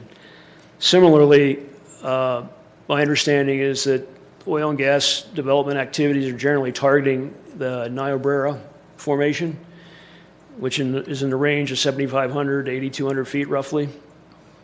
And again, you have, Sorry, my bad. you have significant separation not only between where we injected waste at 12,000 feet and that 7,500 to 8,000 foot zone, but you also have a great separation between that and the alluvial aquifer where we are treating our groundwater. So, and again, the main concern there would be to seal off the upper aquifers before you access the deeper zones. So in summary, just want to say that we feel we're doing a good job as far as treating groundwater and restoring it to drinking water standards. We're committed to do that over time. The nature of groundwater treatment is it does take a long period of time in order to restore the aquifer, so we feel we'll be at it for decades to come. And then lastly, that we think, we are not pro or anti oil and gas development. We really are neutral on that, but we feel if it were to occur in the area, it could be done in a way that would protect our operations and address any concerns that we might have of sealing off the aquifer and making sure contamination doesn't get deeper. So with that, I'd be glad to answer any questions that the council may have. Well, first of all, Charlie, thank you. I know you've been involved with this for a long, long time. My father was involved with it back in the day. And, we're glad to see it continually getting cleaned up. I think the main question for anybody in the audience or at home, that through our process for oil and gas for an extraction agreement, we would reach out to any agency that would have any concerns or ties in the area to sign off on how any wells would be constructed in that area. Is that not correct? So we would be, if there was one in proximity, Robert, we would reach out to the federal government and make sure that we got any comments and concerns Yeah, I understand addressed. the city's in contact with all partner agencies, the federal agencies and local agencies on our extraction agreements, as well as making sure they may be aware of the state permit applications. And I'm not sure if there's a separate state referral for that, but I think we'd make sure that everybody's connected and has the opportunity to take action as appropriate. Well, it's important for me to state that because I want to make sure everybody knows that all parties, including the Army and or the wildlife, would have the opportunity to request certain things be done if there was activity that would be in a zone or in an area that could have an effect on your operations. With that said, I'm going to go to the council, ask if there's any questions or comments for Charlie at this time. Mr. Huseman. Thank you. That was a very informative presentation. I appreciate that. Really adds a lot of information that I was unaware of. I was just curious, though, how often do you have to change out your activated carbon, and what's the process you do that? Where does it go? What happens to it once it's removed from your system? That's a good question. It varies depending on the contaminant load, but generally twice a year is roughly what we change carbon. What we do is we bring in clean carbon at the same time, so we remove the dirty carbon with the contaminants on it. We ship that actually back to Pennsylvania to be regenerated. It's regenerated thermally, and so it goes through a high temperature stripping process, and then the contaminants that come off the carbon are then destroyed thermally as well.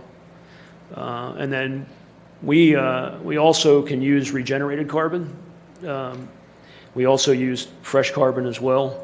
And so depending on performance, we can use either the regenerated carbon or fresh carbon. But roughly every 6 months or so is what kind of routine we're in for changing out carbons. But it just depends on the contaminant loading. Anyone else? I'm glad that you gave the presentation because I think a lot of people are under the impression that it was the deep well injection well that contaminated the water, and it's actually was surface contamination that got into the shallow well aquifer system rather than into our drinking water out of Laramie, Fox Hill, or the Arapahoe.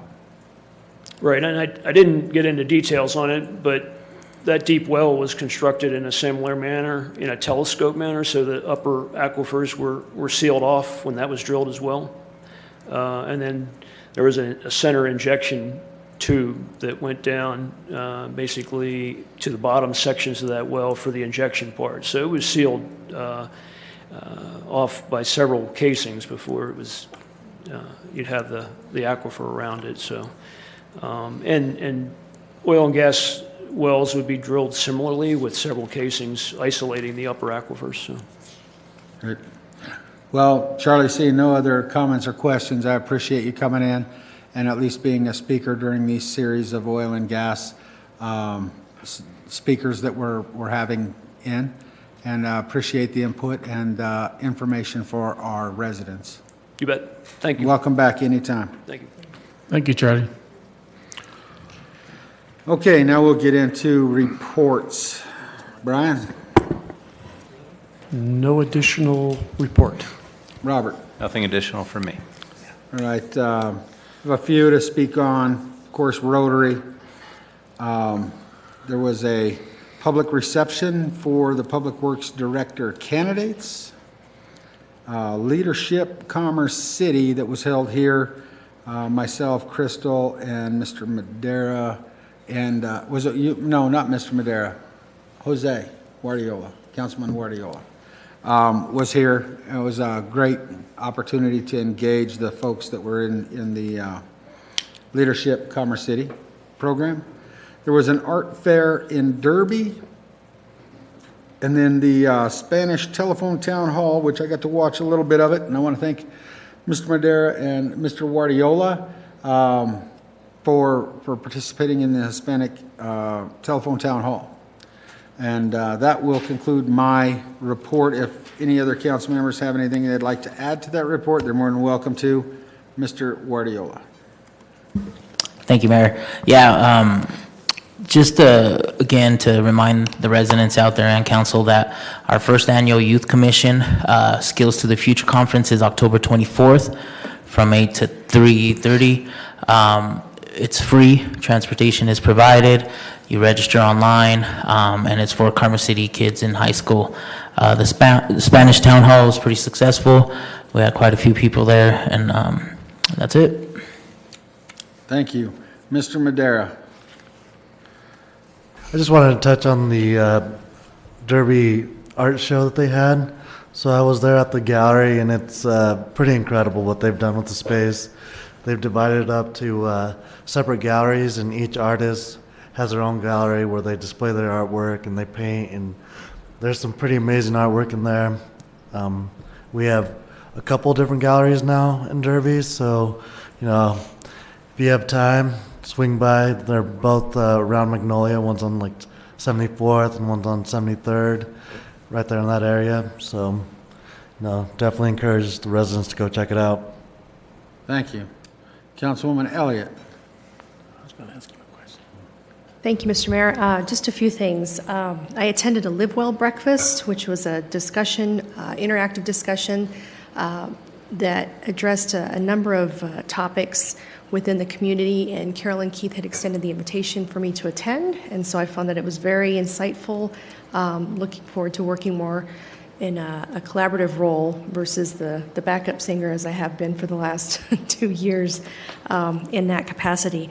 In addition, I had a busy week. I attended an event called On the Town, which was hosted by Family Tree, and this was in recognition of Domestic Violence Awareness Month. And so I was able to reach out and collaborate with a few folks in alignment with what we've been discussing with the Emergency Task Force efforts. And with that, it leads me into, we did have our Emergency Services Task Force meeting last Thursday. It proved to be very successful. We had 14 members that attended, 2 of them that participated via conference line. Had some really good, solid discussions, and so this is running in alignment with council goals that we've just recently discussed. And then lastly, the Cultural Council had their planning retreat this last Saturday, and unfortunately I wasn't able to stay for the entire event, but I was there for the morning exercises. We rewrote our mission statement and refined it and to be more inclusive of the community as a whole. And so it proved to be a pretty successful day. They ended up doing some interactive team building exercises that included Tai Chi. And so I was curious to see how that would have turned out, but it appeared to be pretty successful. Is there anything that you wanted to add, Councilmember Guardiola? The only thing is that they're working on one big project that they'll be promoting, and just would need the support of all council. Great, thank you.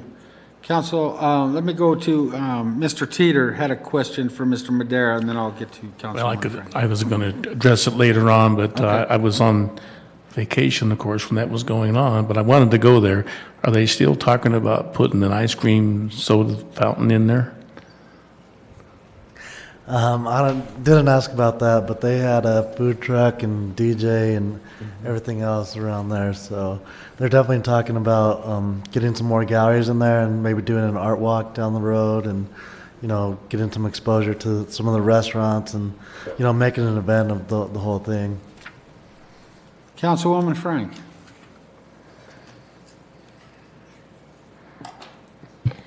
So I just wanted to say I attended the Transportation and Construction Girl Luncheon on Tuesday last week, and it was pretty phenomenal.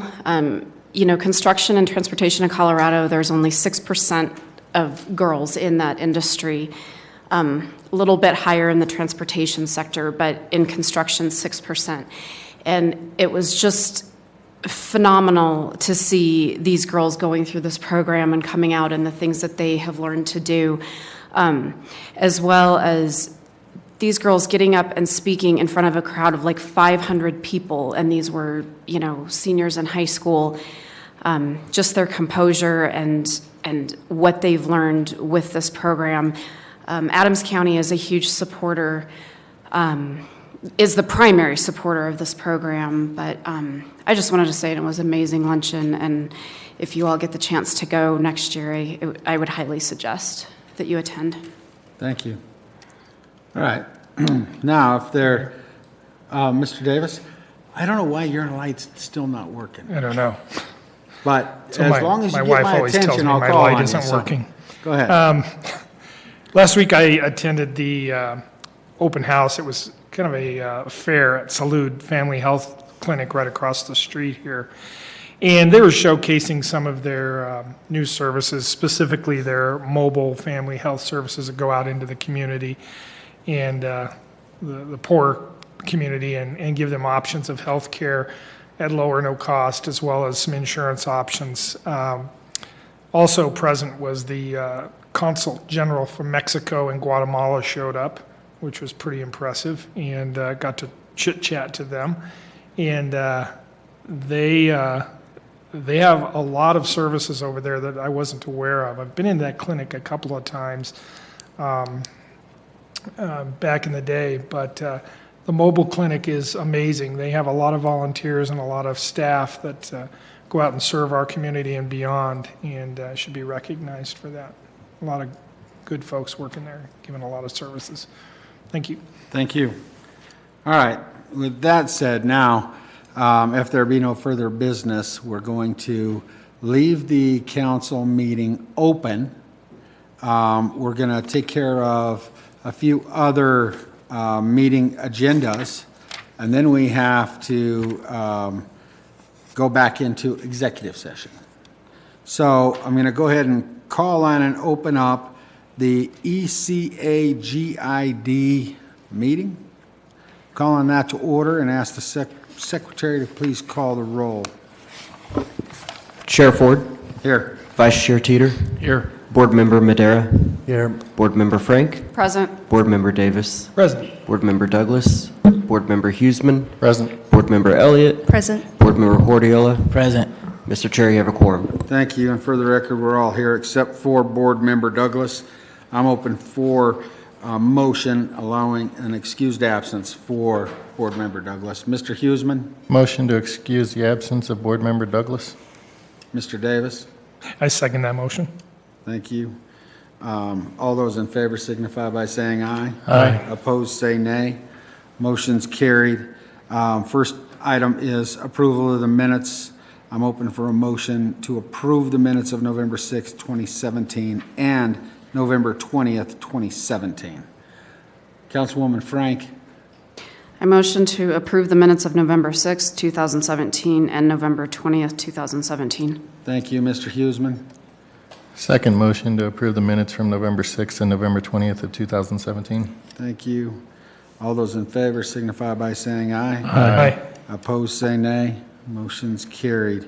Next, we have the public hearing concerning the budget resolution ECAGID 18-01. I'll open that public hearing and ask if there's anyone in the audience who would like to address the board on these matters. Seeing no one, I'm open for a motion and a second to continue the public hearing to November 5th. Mr. Huseman. A motion to continue the public hearing to November 5th. Councilwoman Frank. Second the motion. A motion and a second to continue resolution ECAGID 18-01, which is the budget, which will allow opportunity between now and November 5th for anybody that is in that GID that would like to come forward and look at the budget and scrutinize the budget and have any other concerns, bring those forward to the board. Since I have a motion and a second to continue that to November 5th, all in favor signify by saying aye. Aye. Opposed, say nay. Motion is carried. We'll go ahead and adjourn the ECAGID meeting and go into the ERAGID meeting. I'm calling that meeting to order. Will the Secretary please call the roll? Chair Ford. Here. Vice Chair Teeter. Here. Board Member Madera. Board Member Frank. Present. Board Member Davis. Present. Board Member Douglas. Board Member Huseman. Present. Board Member Elliott. Present. Board Member Hordiola. Present. Board Member Madera. Mr. Chair, you have a quorum. Thank you. We do have a quorum. I am still missing Board Member Douglas, so I'm open for a motion to allow for an excused absence. Mr. Huseman. Motion to approve Board Member Douglas for an excused absence. Councilwoman Frank. Second the motion. I have a motion and a second. All those in favor signify by saying aye. Aye. Opposed, say nay. Motion is carried. Now I'm open for a motion and a second to approve the minutes of November 6th. Councilwoman Elliott. Move to approve the minutes of November 6, 2017. Thank you. Councilwoman Frank. Second the motion. I have a motion and a second to approve the minutes of November 6, 2017. All those in favor signify by saying aye. Aye. Opposed, say nay. Motion is carried. Now, open up the public hearing for resolution ERAGID 18-01. Again, this is for the budget of the GID, the ERAGID. And am I looking for a motion? Well, first let me ask, is there anyone in the audience who wants to address the board on the matter of the GID, ERAGID budget? Seeing no one, I'm open for a motion to continue this public hearing to November 5th. Mr. Huseman. Motion to continue the public hearing to November 5th. Mr. Davis. I second that motion. Okay, I have a motion and a second to make that continuance. All those in favor signify by saying aye. Aye. Opposed, say nay. Motion is carried. We'll go ahead and adjourn the ERAGID meeting and go into and call the meeting to order of the NIGID. I'd like to ask the Secretary to call the roll. Chair Ford. Here. Vice Chair Teeter. Here. Board Member Madera. Here. Board Member Frank. Present. Board Member Davis. Present. Board Member Douglas. Board Member Huseman. Present. Board Member Elliott. Present. Board Member Hordiola. Present. Mr. Chair, you have a quorum. Thank you. We're all here except for Board Member Douglas, and I'm open for a motion for an excused absence. Mr. Huseman. Motion to approve the excused absence of Board Member Douglas. Thank you. Mr. Madera. Second. I have a motion and a second. All those in favor signify by saying aye. Aye. Opposed, say nay. Motion's carried. We have the consent agenda. Does anyone on the authority wish to remove an item off of the consent agenda for further discussion? Seeing none, I need a motion. Mr. Huseman. Motion to approve the consent agenda as presented. Mr. Madera. Second. Thank you. I have a motion and a second. I don't need legal to read that. I'll ask for a roll call vote on the consent agenda.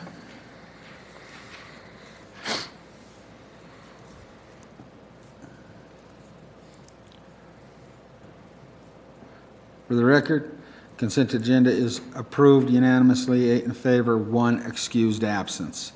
Next, we go into a public hearing, Resolution NIGID 2018-01. I'll open that public hearing and ask if anybody in the audience would like to address the board on the matter of the budget for the NIGID. Seeing no one, yeah, I can have questions for the council. Seeing no one in the audience, I need a motion and a second before I can go to comment. Councilwoman Frank. I motion to continue the public hearing to November 5th. Thank you. Mr. Madera? Second. I have a motion, a second to make that continuance. Is there any discussion before I move on? Mr. Huseman. Thank you. So I'm looking at the presentation that was included in there, and I'm confused by all the numbers, so I apologize for not being a finance major.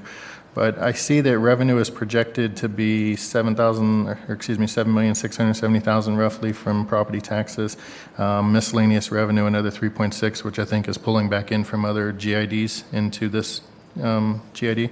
But then I see expenditures to cover the debt service. It's approximately $5.5 million to cover the debt service, and then there's a fund balance of $5.54 million.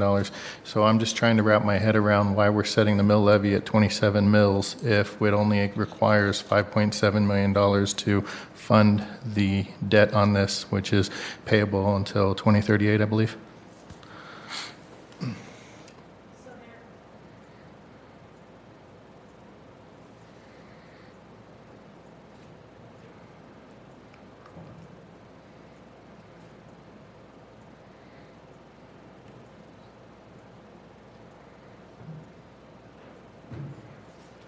One of them's working. We can hear it up here.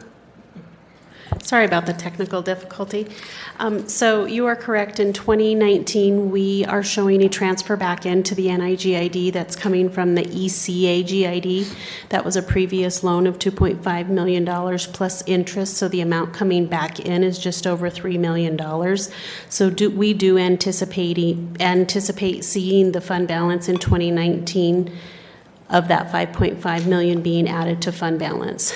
A few months ago, we talked about the NIGID and what the options were for using that fund balance. So some of those options could include early debt retirement, which could not happen until 2022. We could use those. Council could make the decision to fund other projects within that NIGID growth boundary. It also could sit in fund balance to be used at times of an economic downturn when the revenues aren't being generated to cover that debt service payment. But we will show an addition to fund balance in 2019. You are right, we do have two debt issues. The Series 2002 will be retired in 2031. The first time you have an optional redemption period will be in 2022 that you could choose to retire some of the debt early.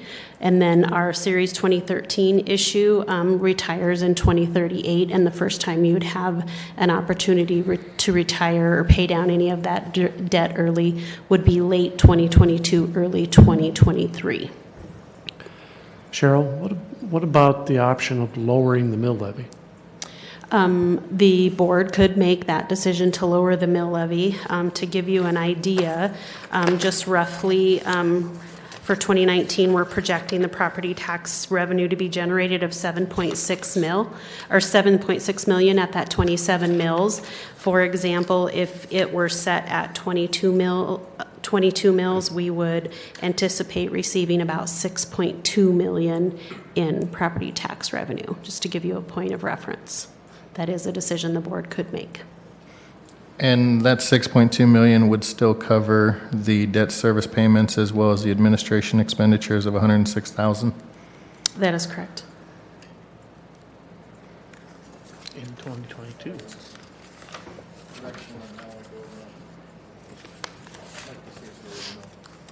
You know what, you can ask the attorney or finance director. The question is, Board Member Huseman is interested in lowering the mill to make it easier on folks in that area, but understanding that it could potentially push the debt service out at a longer period of time. But he wants to know the process. My guess would be he would make a motion to lower the mill, and it'd have to have a second from another board member and be voted on at this time. Everything's correct except for that last part. This action has currently been continued to November 5, so the action would occur that night to amend that resolution. As far as from the finance department's perspective of modifying budget books, I don't think anything would happen other than administrative changes to the budget book based on what is approved based on that resolution at the time. That's correct. Right, so we haven't voted on continuance yet. I do have a motion and a second. We're in discussion period. That's correct, yeah. So if there was a motion, we still have the motion and second on the floor, and we'd have to get through that vote, and then he could recommend a motion. But it's because the budget's open, I want to make sure that if something like that was to pass tonight from the board, that staff would have ample time to be able to deal with having everything prepared for November 5th for the second reading of the budget. And so I'm asking, because of the timing and where things are at, if apparently Mr. Huseman would like to make a motion to reduce that mill levy, the mill amount, and to be able to do that, does he need to do it tonight? Does he need to wait until November 5th? What's the easiest for staff to be able to prepare for a change that would be pretty significant with a change in mill for budgetary purposes to be prepared for November 5th is what I'm asking. What's your preference?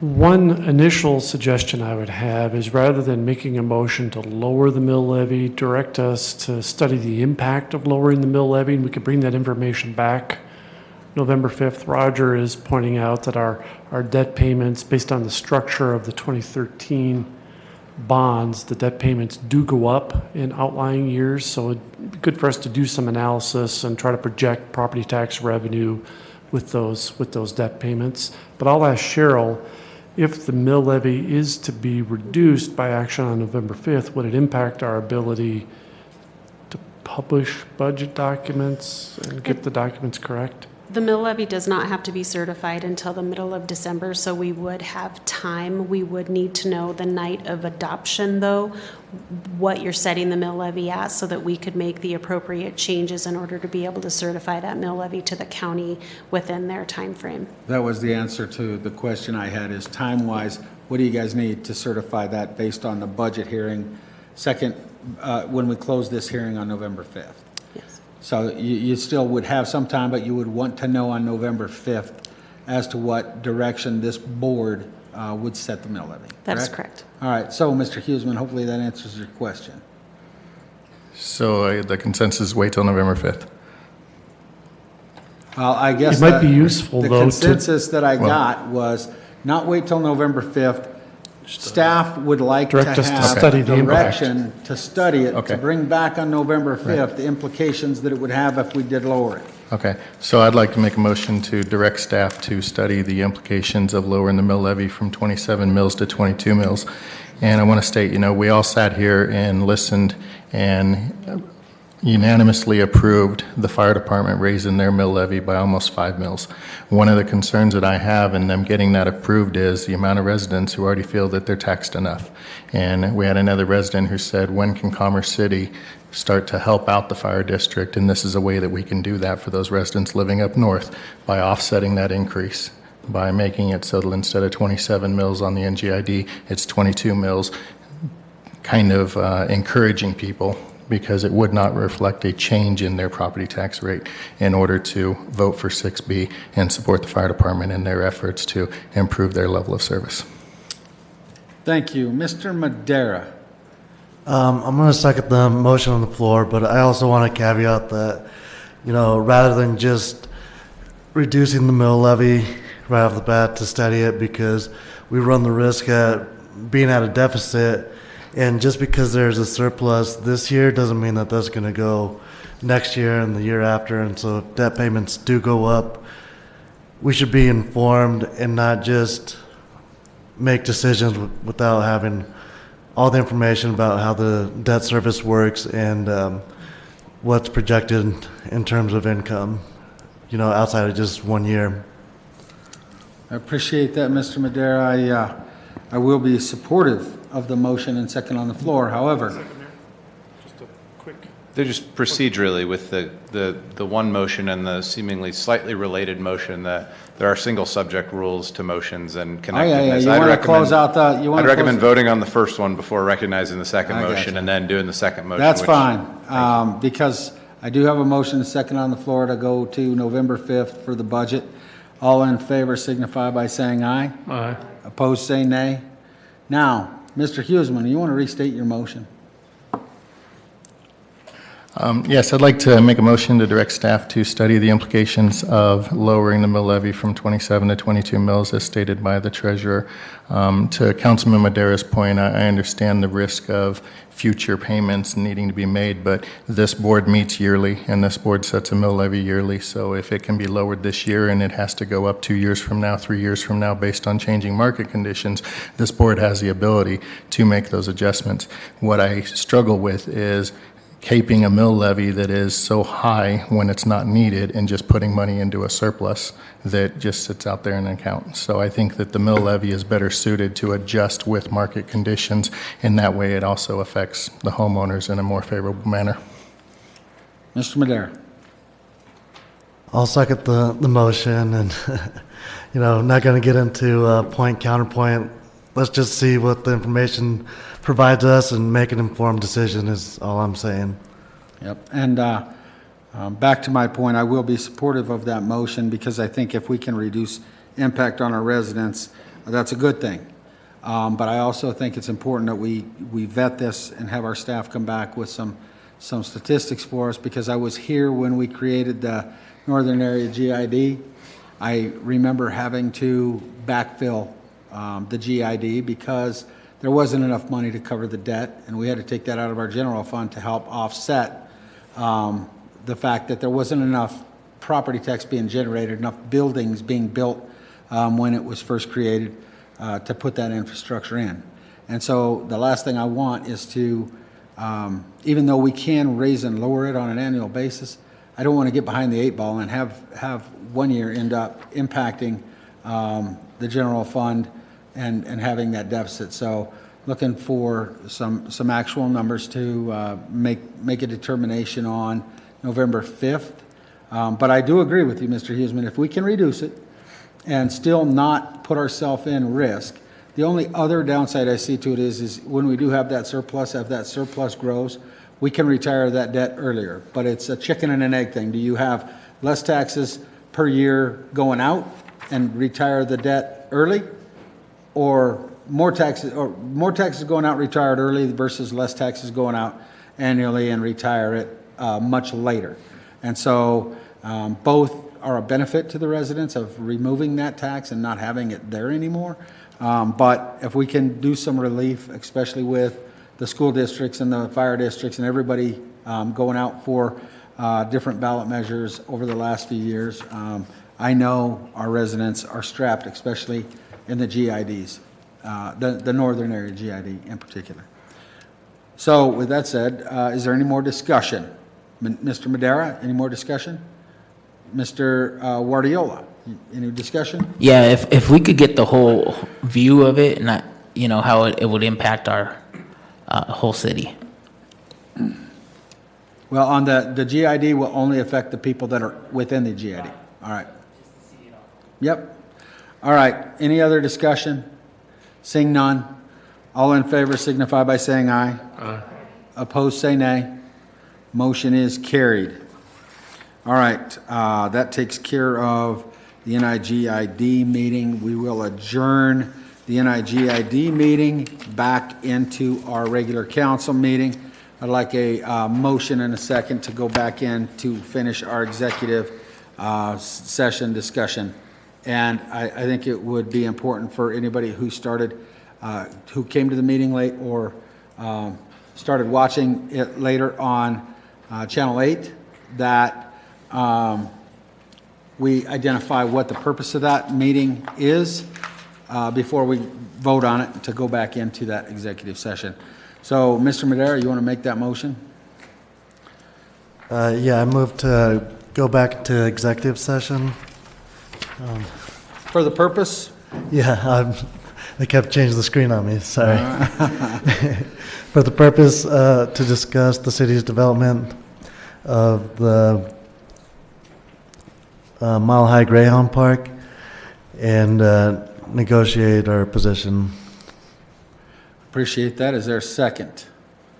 Mr. Teeter? Second. I have a motion and a second to go back into executive session for the reasons stated. And Mayor Although- Ford, may Yes, I sir. just, for the purposes of the record, Yep, just to state absolutely. the statutory citation is to 4024E of the Open Meetings Law, and it will be with city staff and city council, and Rick Wells will not be present at this point. Yeah, it's important because I don't want people thinking, oh, we're going back there to talk about one item versus another. It's the same item and for the same purposes. All those in favor signify by saying aye. Aye. Opposed, say nay. And I do need to make a public service announcement. I know earlier I was talking to Mr. McBroom, and he said that Channel 8 is working fine tonight, but there was a problem with the online. Early in the meeting tonight, the online was back active. Okay. So. Good. All right, as long as it's back active, I just wanted to apologize for residents that were trying to watch online early when it had some complications, but apparently they got that fixed. So we are adjourned to executive session at this time. Hooray.